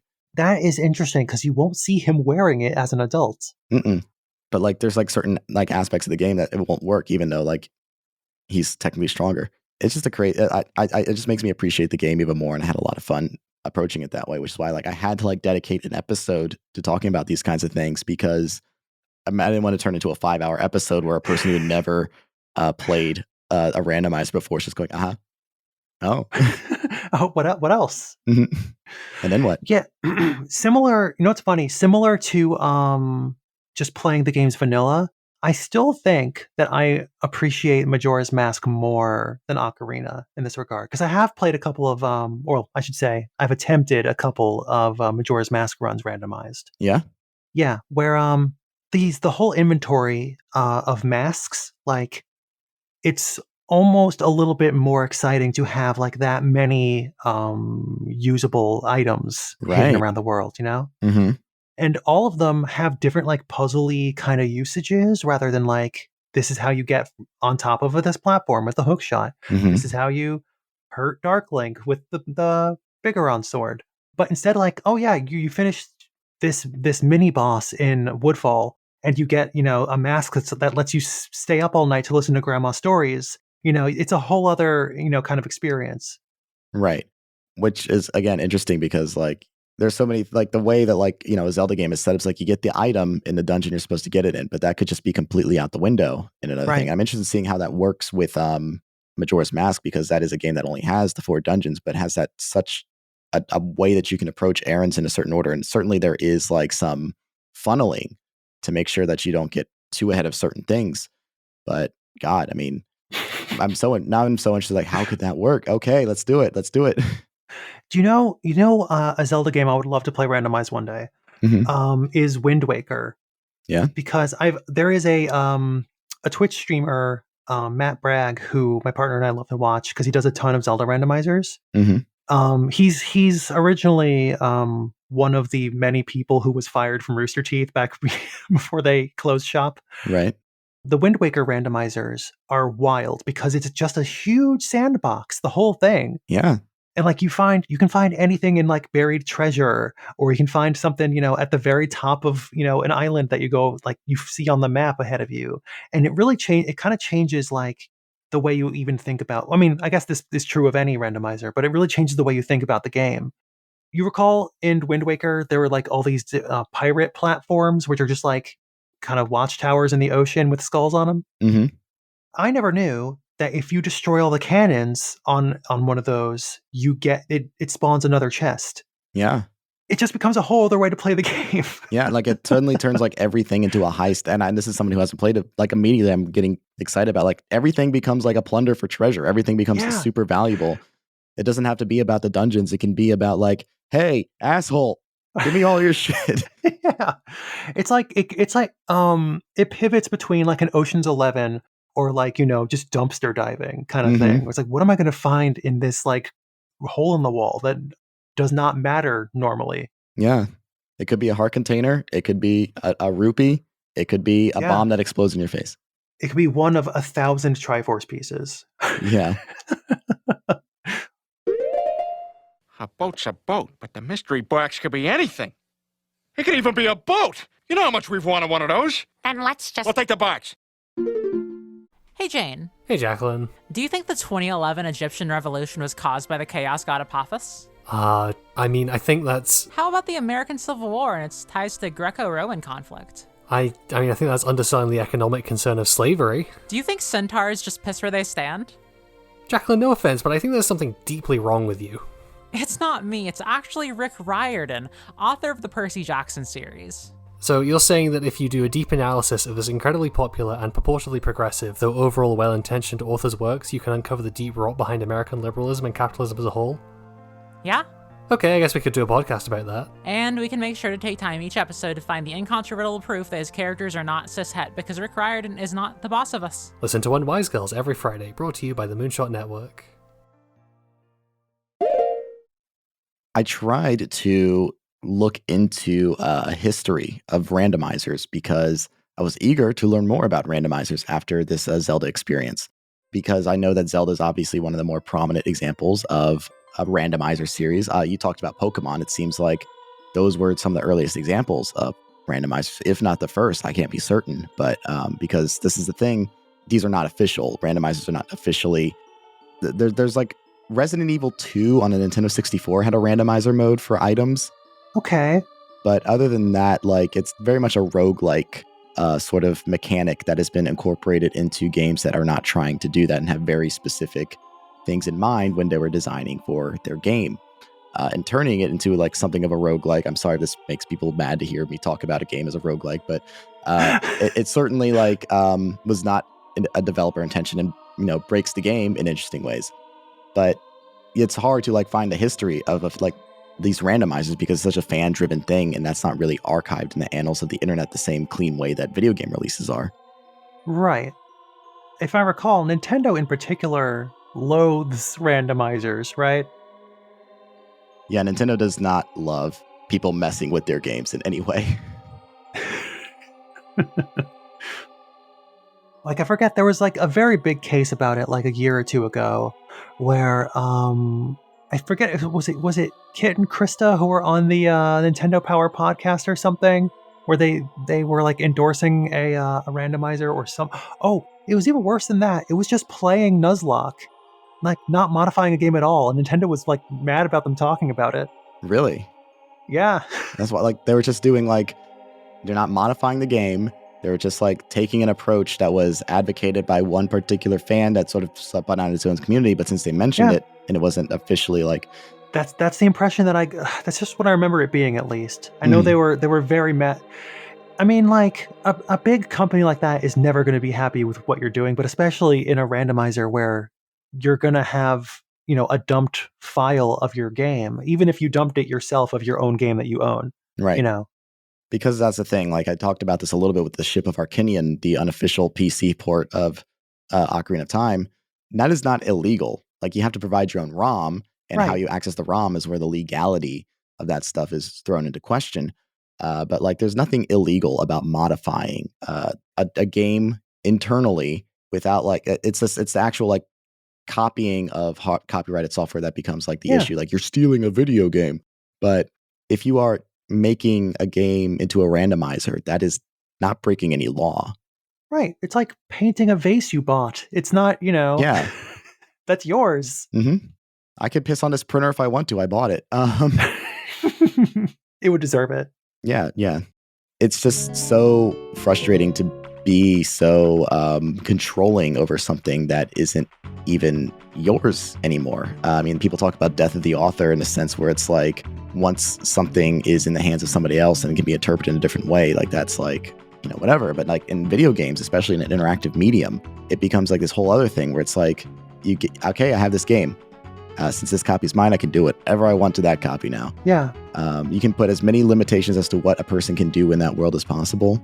But especially with how we're seeing like the people yearn to have a sandbox, the natural conclusion of that is like people are going to modify a game to be more like to be more experimental. Sure. I mean, like you mentioned death of the author. Mm-hmm. It's a bit more like death of the customer kind of deal. Yeah. Where we're kind of building into a thing where every service doesn't want you to own stuff. They want you to just rent stuff. Yeah, absolutely. Yeah. I feel like if they could get away with it with movies and we go back to the way it was before VHS, they would be doing that. Oh, yeah. I mean, everything is the rental model now. Everything's trying to be like Netflix by charging an insane premium to have access to one specific limited thing. And I'm wondering now that you're talking about this, because I know how Nintendo is very litigious and about, this kind of thing. If that's the reason they're so hesitant to like release a lot of their back catalog into the marketplace instead of like through rental models, because they don't want people to have access to any kind of like ROM that they could then modify in any way. And even in the digital space, they just want to completely lock that idea out entirely and just be like, Right. yo, you want to play Ocarina of Time? You got to pay, I don't know, $10 a month, whatever the subscription fee is. Yeah. Oh, man. Look, like if you can guarantee that I buy a digital copy of something on one console and then in the next generation console, I still own that thing and I could put it on that one, then like that's one thing, Mhm. like guarantee that I own a thing and I don't have to keep buying it over and over forever. Like I bought a digital copy of Tokyo Jungle for PS3. I can't play it on PS5. Right. Like it's just a ROM. Just let me run it. Yeah. Or, the countless consoles that I bought Mario 1 on, for the Wii and then the Wii U, but you don't own that though. Mhm. The same reason I don't buy anything. If I can help it, I don't buy digital at all. And this Yeah. feels preachy, and I'm trying not to be preachy about it. No, this is the right podcast to preach this on. Like Okami, because the sequel's coming out. It's like I gotta find a copy of Okami HD because I haven't played the HD version. Mhm. And today on the Switch shop, it is $5, and I'm like, dang, all right, I'll pay $5 for a copy I don't technically have. It's whatever. Because I've owned the game before, I can just buy a copy, if I want to. But I just want to take another dip in really quick. I don't need to, worry about that too bad. It's this thing where it's like I still have my PlayStation 3 and I still have my PlayStation 3 games, even though because like there's so many stuff that's locked to that. Yeah. Especially like the way that the PlayStation Online, PlayStation Plus stuff worked out with like how they're doing like their classics library. All the PlayStation 3 games on that catalog can only be streamed via cloud gaming, which sucks. Even though I'm connected to an Ethernet cord for my PlayStation 5. So even that, it's like I don't trust like that. I'm just gonna play my PlayStation 3 copy of whatever, if possible. I remember, and it'd take things off that service sometimes. I remember like I had the Arkham games, the PS4 re-releases on my PlayStation 5 through the PlayStation Plus service thing, and they took it off at some point because I remember Avery was trying to play them, and I was like, oh, I have it. Oh, it's locked out because it's on the PlayStation Plus thing. So even though it's in my library, I can't download it because I never bought the game. But at least I have these PlayStation 3 copies of Arkham Asylum and Arkham City. I hate the rental model so much. I want to kill myself. Like I know in this case I'm complaining about a game that it's like I just have to plug in the PlayStation 3. Sure. But Yakuza 3 I downloaded and I had it downloaded on my console because it was on the PlayStation Plus thing. And I downloaded it and I waited so long to play it that they took it off the PlayStation Plus catalog. And even though it was still downloaded on my thing, I couldn't play it. But it's still on your console. Yeah, I downloaded it. But like it's not like the monthly thing. It's not the monthly game thing. It's that weird like library where if you pay more than the standard premium, you have access to like their catalog of games you can download and play whenever. But since they changed what's on that library so many times. I don't want to distract your show too badly with this line of conversation. No, this is what the show lives for.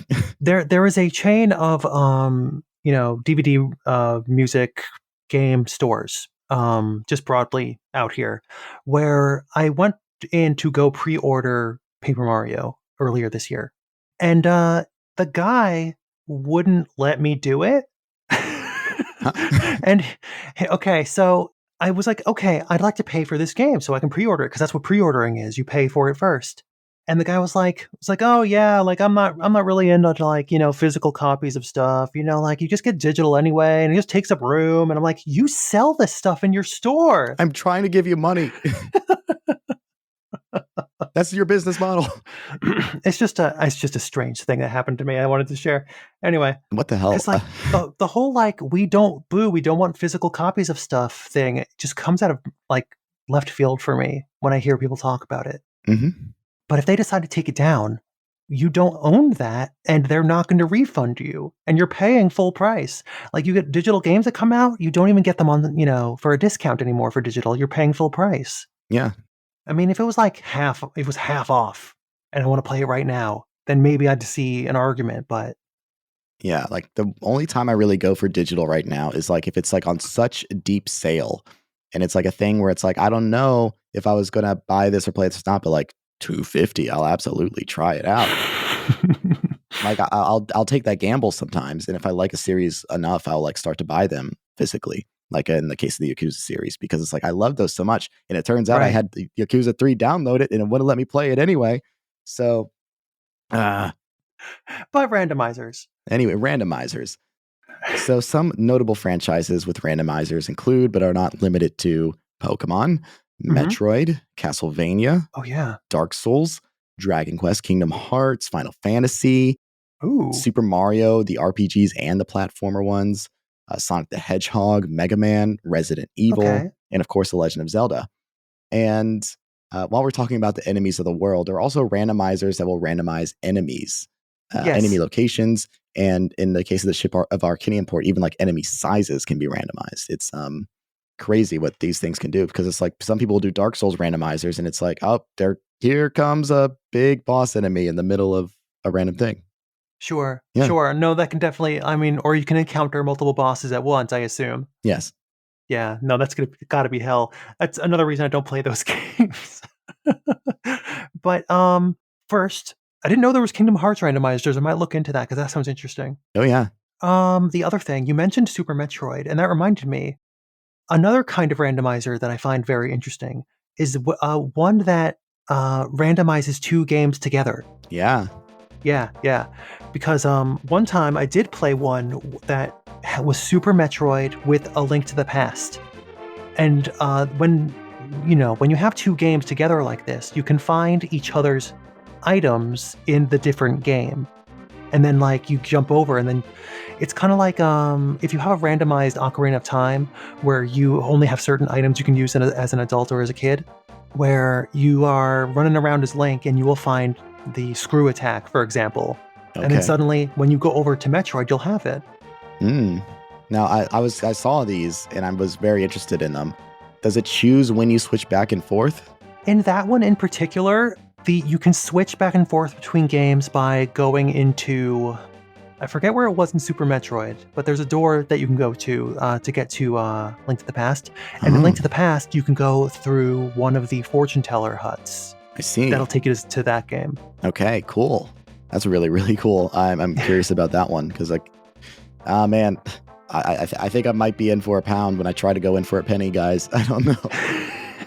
The one that might be fun for you if you want to do Ocarina of Time is to do one where it's Ocarina mixed with Majora's Mask. Oh yeah. Okay. Unfortunately, like, there's going to be a moment where you're going to find a bunny hood and you're not going to know immediately which one you have. Damn it. No, I'm so glad the people that do this exist. Thank you. You've ruined my life. This is so much. So, like, again, I was trying to look into the history of this stuff. And, like, I know, like, yeah, it seems like some series predate others. I know that the Link to the Past one predated the Ocarina of Time one.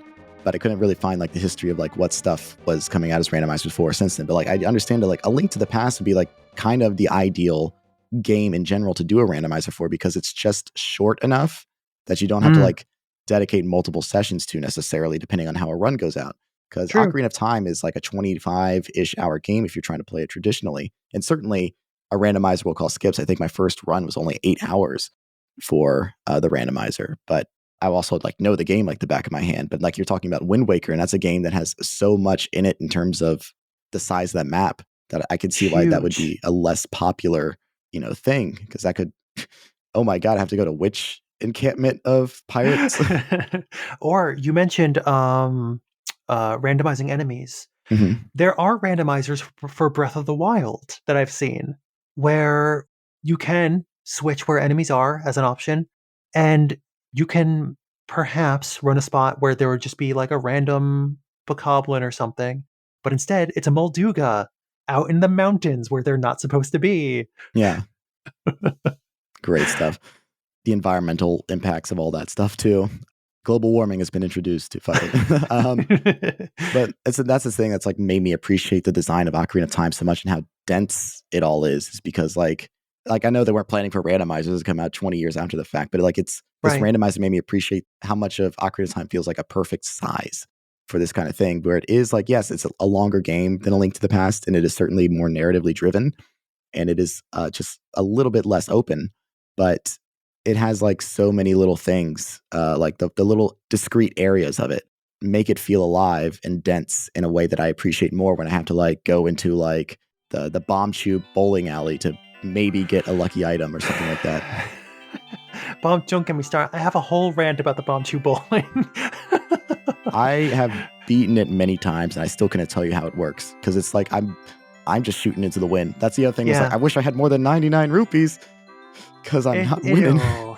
Yeah. As far as I can tell, the mechanics of bomb tube bowling and Ocarina of Time are pick a god and pray, because like those Kuko will block your shots like they're trying to save the president. It is crazy how often they'll just jump right in front when they are nowhere near it when you let it loose. Right, which is why I just like after the first because you have to get 3. You only need 3, and you're given 10 bomb tubes.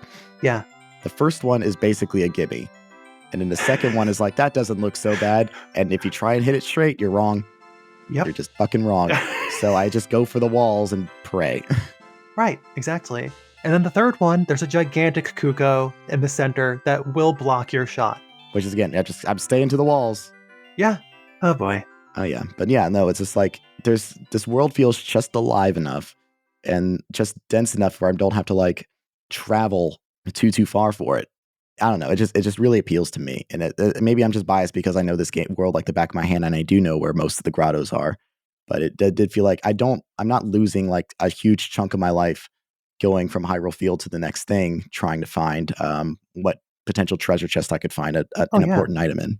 Oh yeah, it's not Twilight Princess. Like the overworld is small. You can definitely like go from one place to another relatively quick, especially if you're walking backwards. Yeah, and it's a thing where it's like you're considering like the game design of the thing, where it's like they didn't pad it out. One, because like the limited memory of the thing, it looks like a game that's already trying to stretch the limits of the Nintendo 64 in particular. True. But also, it's just like, what about this demands that it be larger, other than like our idea that like a game needs to be constantly giving you something. Like if this game were any bigger, anything added to it would functionally be filler, and anything smaller would make it feel like a hallway. But it's true that hub of Hyrule Field, even though there aren't really enemies in it, it does just like connect things in a sensical way that doesn't break your belief that this is a place that you are traveling. Well said. Well said. Thank you. And yeah, maybe they could have added a couple enemies in there if you're adulting. Maybe at nighttime a couple of Wolfos could have come out. But like, would that have mattered? Would that have really mattered, having a couple of Wolfos in the Hyrule Field? Not really. I mean, the vibes might have improved slightly. I mean, at least considering future Hyrule Field, because future Hyrule Field actually has less enemies in it. Yeah. Where it's a thing where it's like, God, even the P-hats, Ganondorf even killed the P-hats. There's something like almost ominous about the fact that it's empty. You could add that to the atmosphere of the thing if you're trying to reach, and boy, am I willing to reach for Ocarina of Time. True. But no, I mean, I wish that there was at least like some sort of like, just something that would like have contributed to like, things are different now in a negative way. But hey, the pose, they do have the pose, right? Yeah, there's the pose, which aren't that big of a deal, to be honest. Like, they don't shoot fire at you, they just drop fire where they're at and then run away. Yeah. they're not really in the way, but it is a thing where that's something. It's not my favorite thing. In the present day in Ocarina, in Hyrule Field, there are skeletons that come out at night. Ganondorf killed the skeletons too, I guess. Yeah. Fuck these. I hate them too. Fuck it. That's his version of making the trains run on time. And hey, you go out at night, you don't see skull children anymore, and I'm the bad guy. All right, that's what he campaigned on. Yeah. I'm gonna get these fucking skull children out of the. No. Say what you want about Ganondorf. I don't love the guy. I think he could do a couple things a little better. I haven't seen any skull children in years. That's Ingo. Ingo is a swing voter.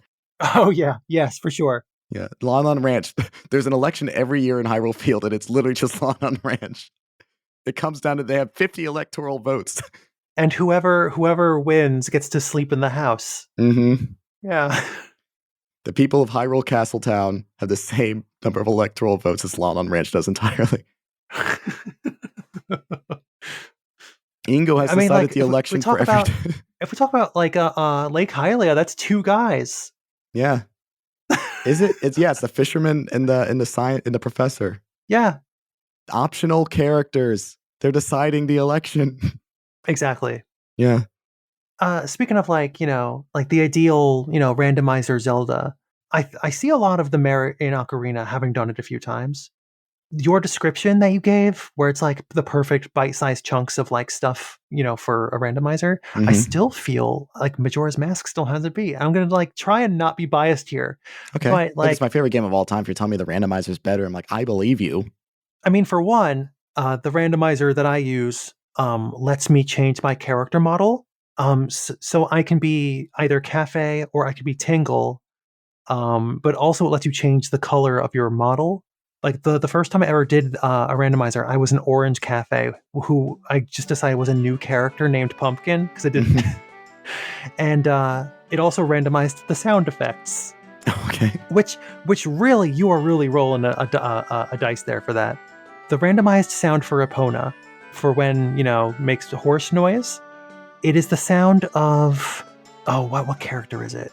It's a little kid laughing. Mm. Like hee hee hee ha. Whenever your horse is nearby, it sounds like you're having a great time. You're very happy that your horse is here, because you're just a little kid laughing around your horse.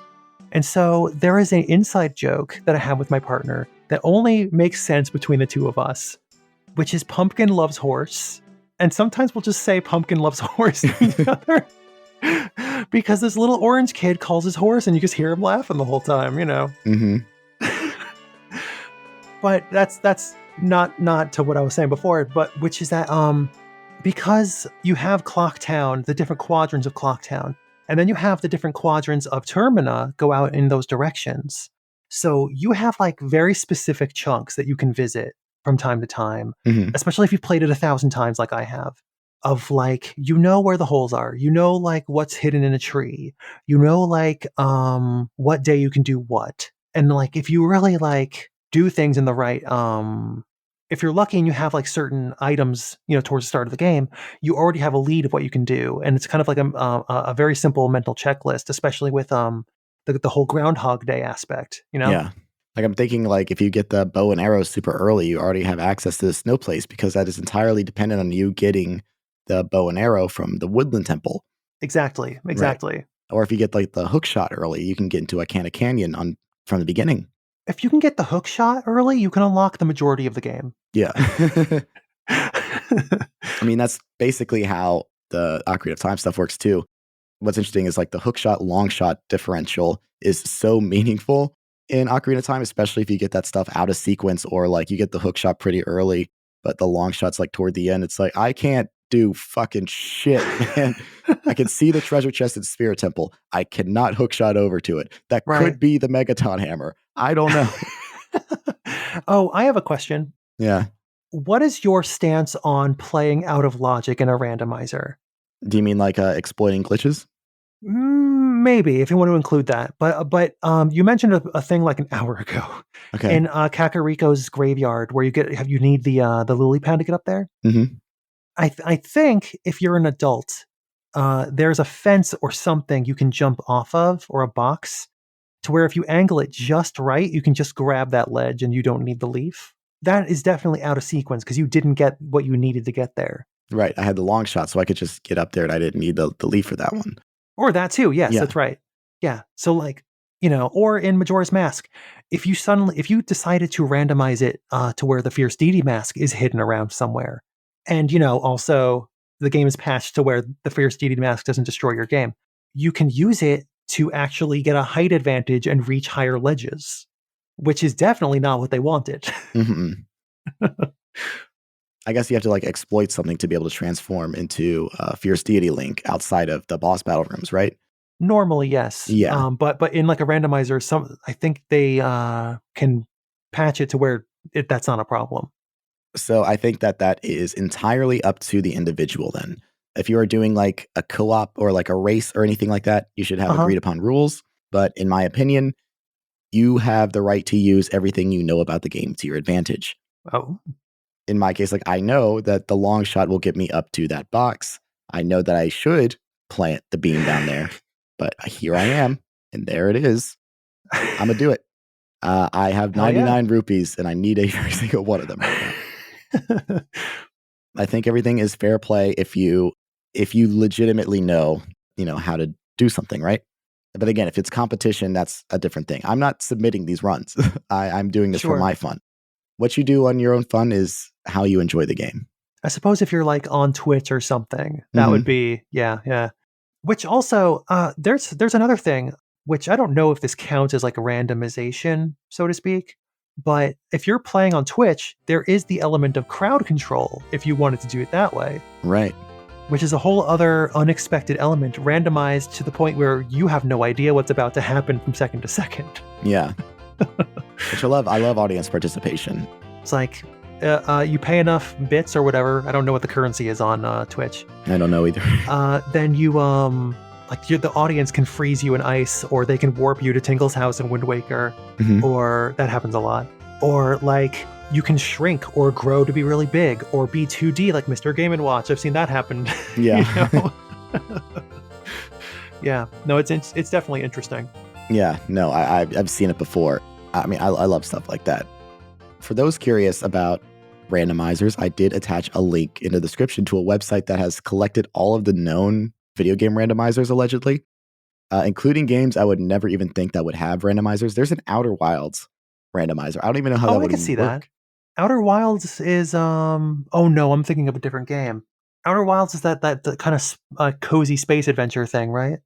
Cozy's a fun word. Existentially contemplative. But there's no inventory in Outer Wilds. It is a game where how you get to your goal is laid out in hints across the galaxy. So how would that, I'm trying to learn, like, and I'm curious because like that's a game that's like famous for like, you can never play it a second time if you know the solution to everything. So I guess this randomizer tries to like rearrange things in such a way where you cannot play it the original way again. Well, that's kind of cool when you think about it, because like if it's just the matter of like finding clues, because the clues could be different, or you could find the clues in different spots. If you know where exactly you need to go in Outer Wilds, then that doesn't change from playthrough to playthrough. But since I've talked about it this much, I'm obligated to figure out how it works now. Okay, there it is. Alternate spawns, story mod integrations. Because it's also a Groundhog Day game. Like it. Oh, really? It's the day the universe ends, and you have to like basically play through the entire day, and then the universe ends at the end of the day, and you wake up. It's like, okay, why did that happen? And then every respawn is you trying to solve it. Interesting. I love stuff like that. I'll have to check that out. Please do. It's a game that like is hard to sell to people because like never talk about how this game works, because the whole thing is like it's the mystery itself unraveling. Right. I mean, like you say, it's a Groundhog Day. That's enough. I'll check that out at some point. Yeah. What the Outer Wilds mod changes. Randomizers in an archipelago sense, which are sometimes called Metroidvania style or progression-based randomizers, rely on the base game having several progression blocking items you must find in order to complete the game. In Outer Wilds, progression is usually blocked by player knowledge rather than items. So to make a good randomizer, we take away some of your starting equipment and turn much of that player knowledge into items. Here are several examples. The translator, the scout, the signal scope frequencies, all these are things that you start with as soon as you start the game, basically. Okay. How the warp codes work, how the tornadoes in the game work, autopilot, randomizer items are placed at randomly selected locations, ensuring that the game can still be completed, like notes, tapes, things that you translate. Okay, interesting. I have a friend who is very into Outer Wilds. I might mention this to her.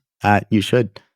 Okay, but like things that you wouldn't expect to have a randomizer. Quest 64 has a randomizer. Oh, wow, really? Yeah.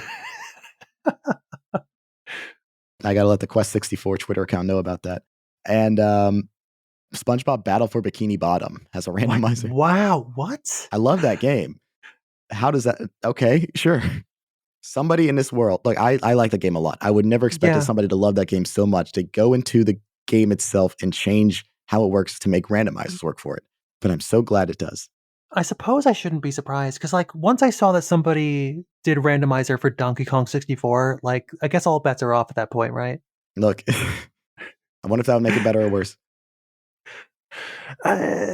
Boy, I feel like, because I've seen some playthroughs of those, and like, I mean, for the amount of Donkey Kong 64 I've played, it's kind of the same thing, because just way too many things scattered everywhere. Right.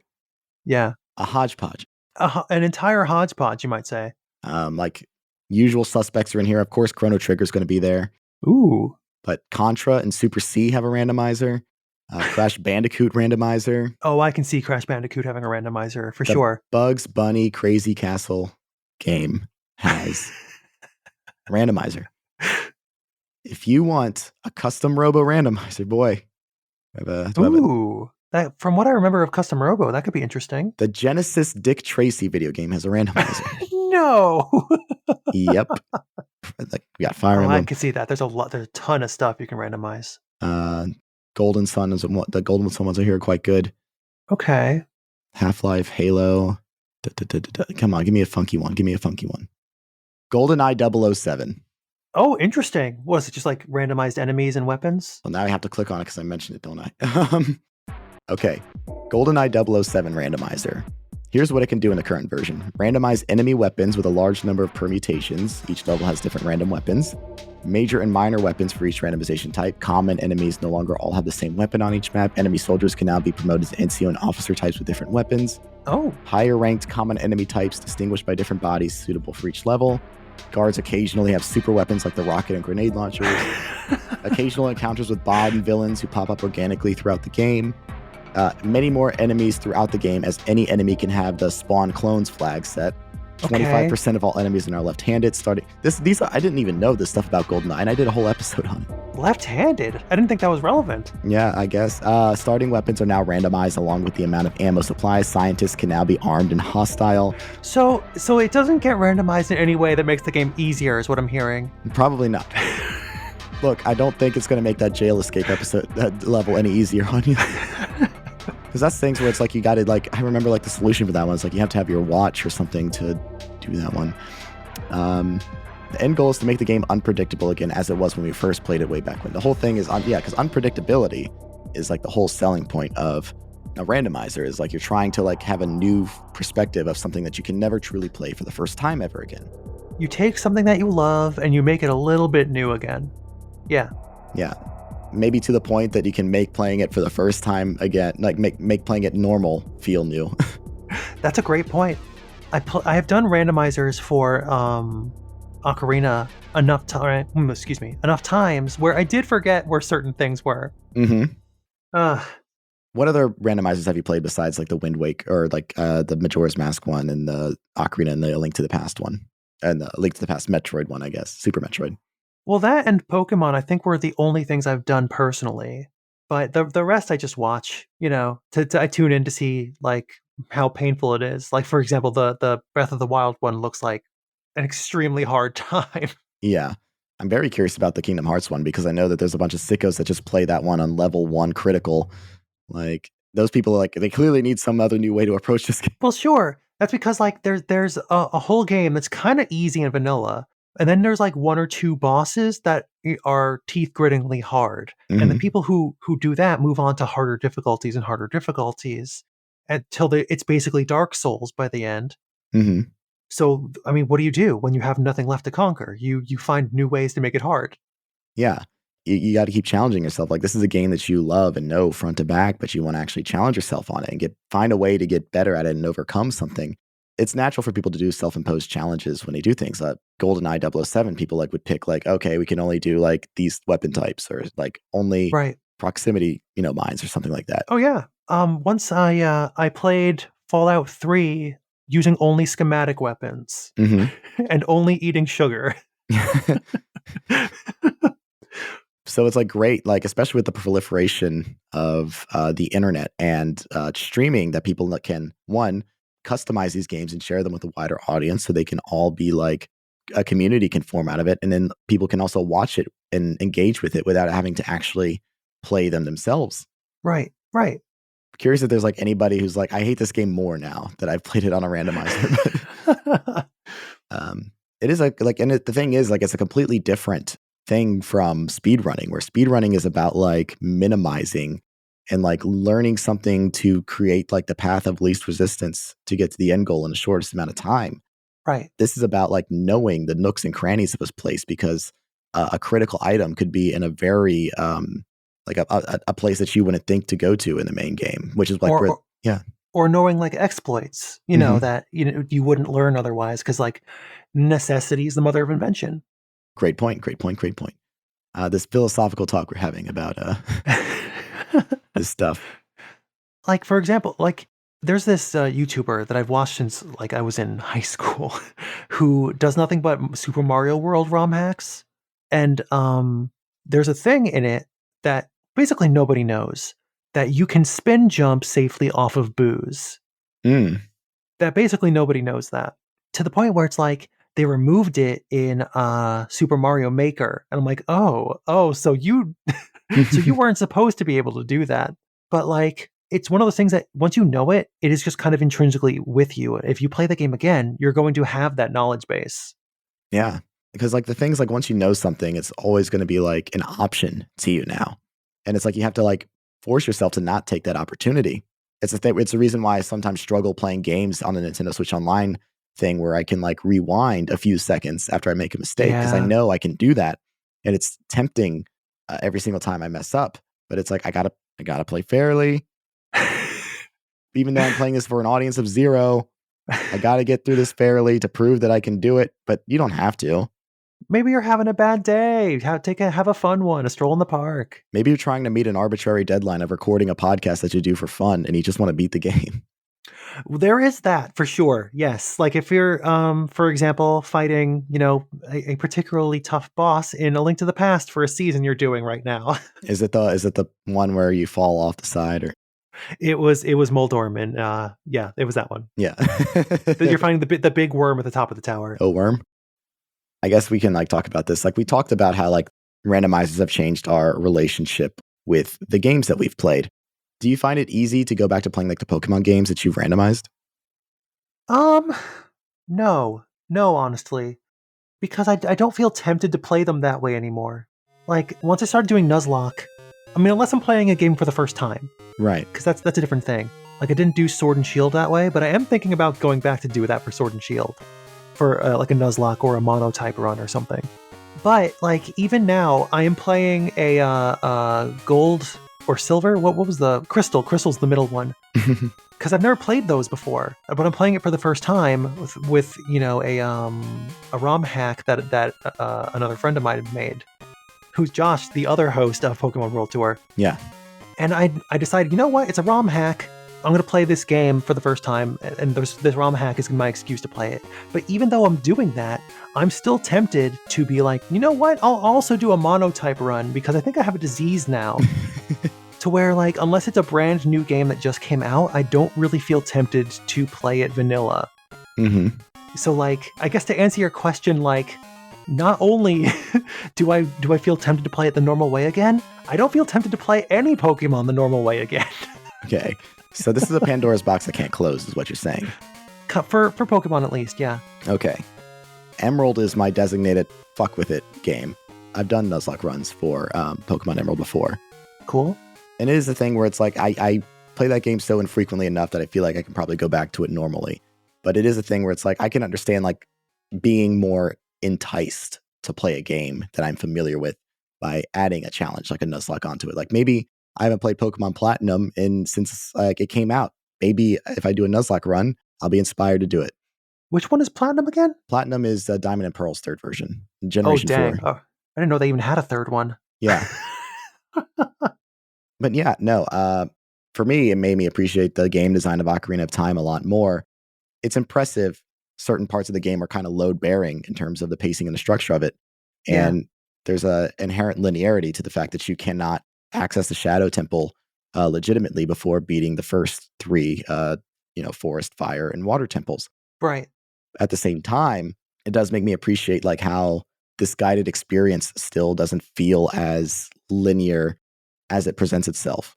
And it is pretty open when you like do the randomizer stuff. It makes me like breaking the pacing makes me appreciate the pacing. It's a weird thing to say, but kind of, yeah. No, that's a very good way to put it.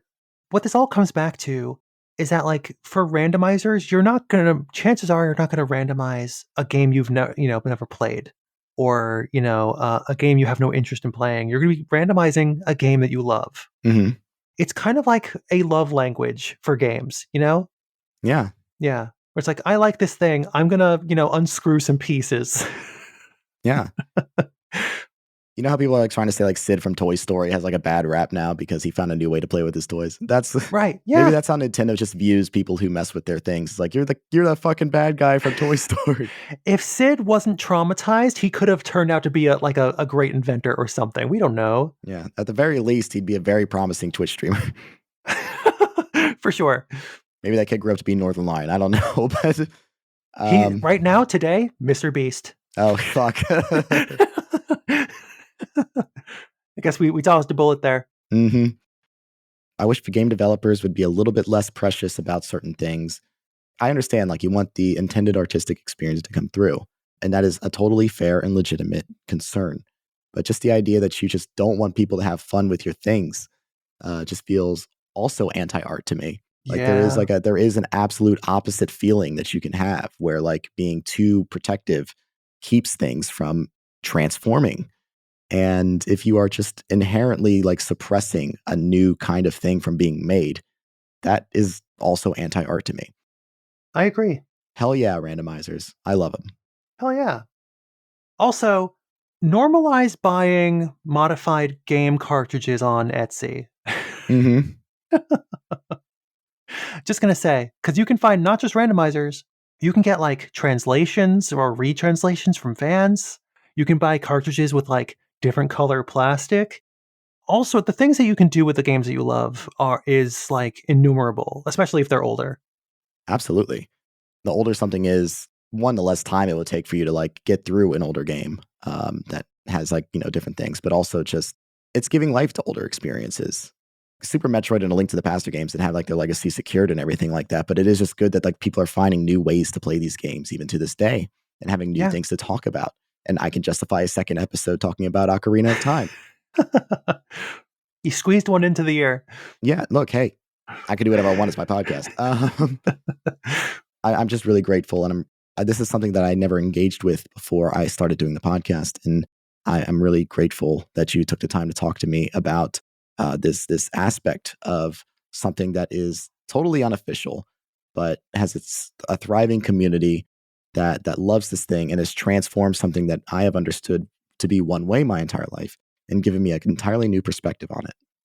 Honestly, like I'm so glad to have been here. I appreciate you asking me on because this has been a very I mean, like I won't say educational because like we've just talked about stuff that we both already have in our heads. Yeah. But like there's a half soapbox, half like, oh my God, look at this gush. Like, yeah.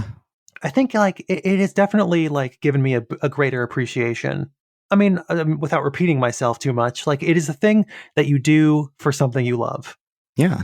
And it's not a thing you really can do for like, if you love burgers, you're not really going to randomize a burger too much, Yeah. It's a patty melted burger. That's what people are going to argue about now. Oh, it's an interesting point. Well, anyway, the last thing I think I really want to say about randomizers is I think what might help legitimize, quote unquote, big quote unquote, to legitimize randomizers in the eyes of fans of stuff without requiring any pirating or anything is for someone to develop a peripheral similar to the, what was it? Sega Jaguar? What was it? Where you plug your cartridge into the device and the device goes into your console and you can just randomize your game that way. Mm-hmm. Sort of like a Game Genie or like an action replay sort of thing. Kind of like a Game Genie, but for one function. Yeah. Yeah. Okay. I mean, great idea. In conclusion, what people do with their video games in the privacy of their bedroom is their business. What people do in the privacy of their bedroom with their video game is their business. Well, I mean, like, I will say if you're gaming in the bedroom, that's not great bedtime hygiene, but it's still your business. I'm just making, a suggestion. Yeah.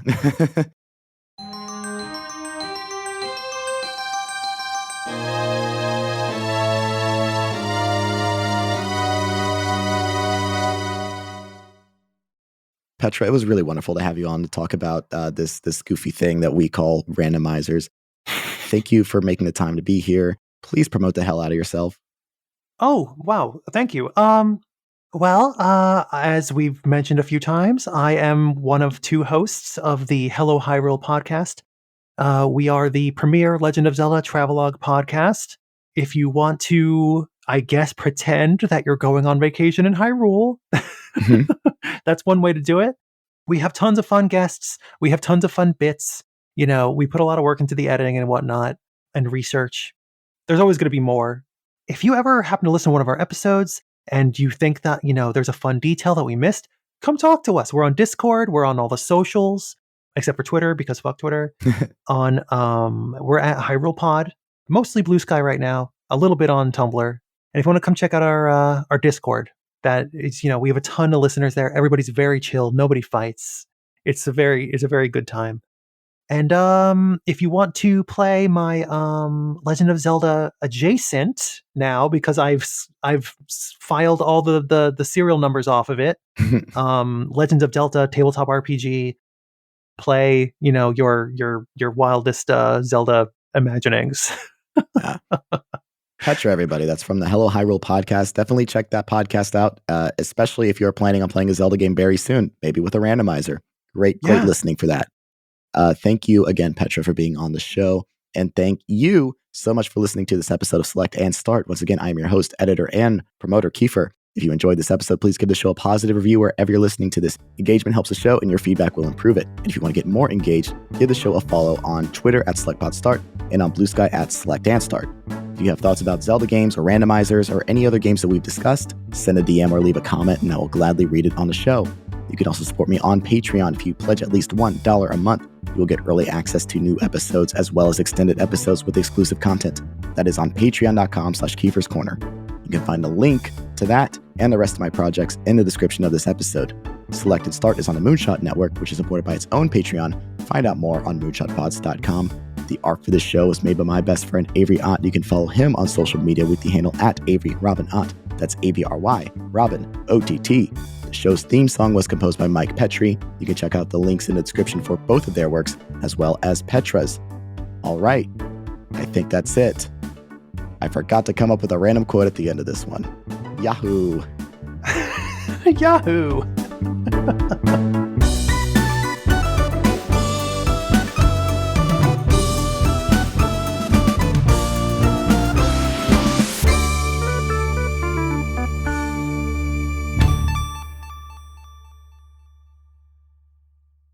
Hello.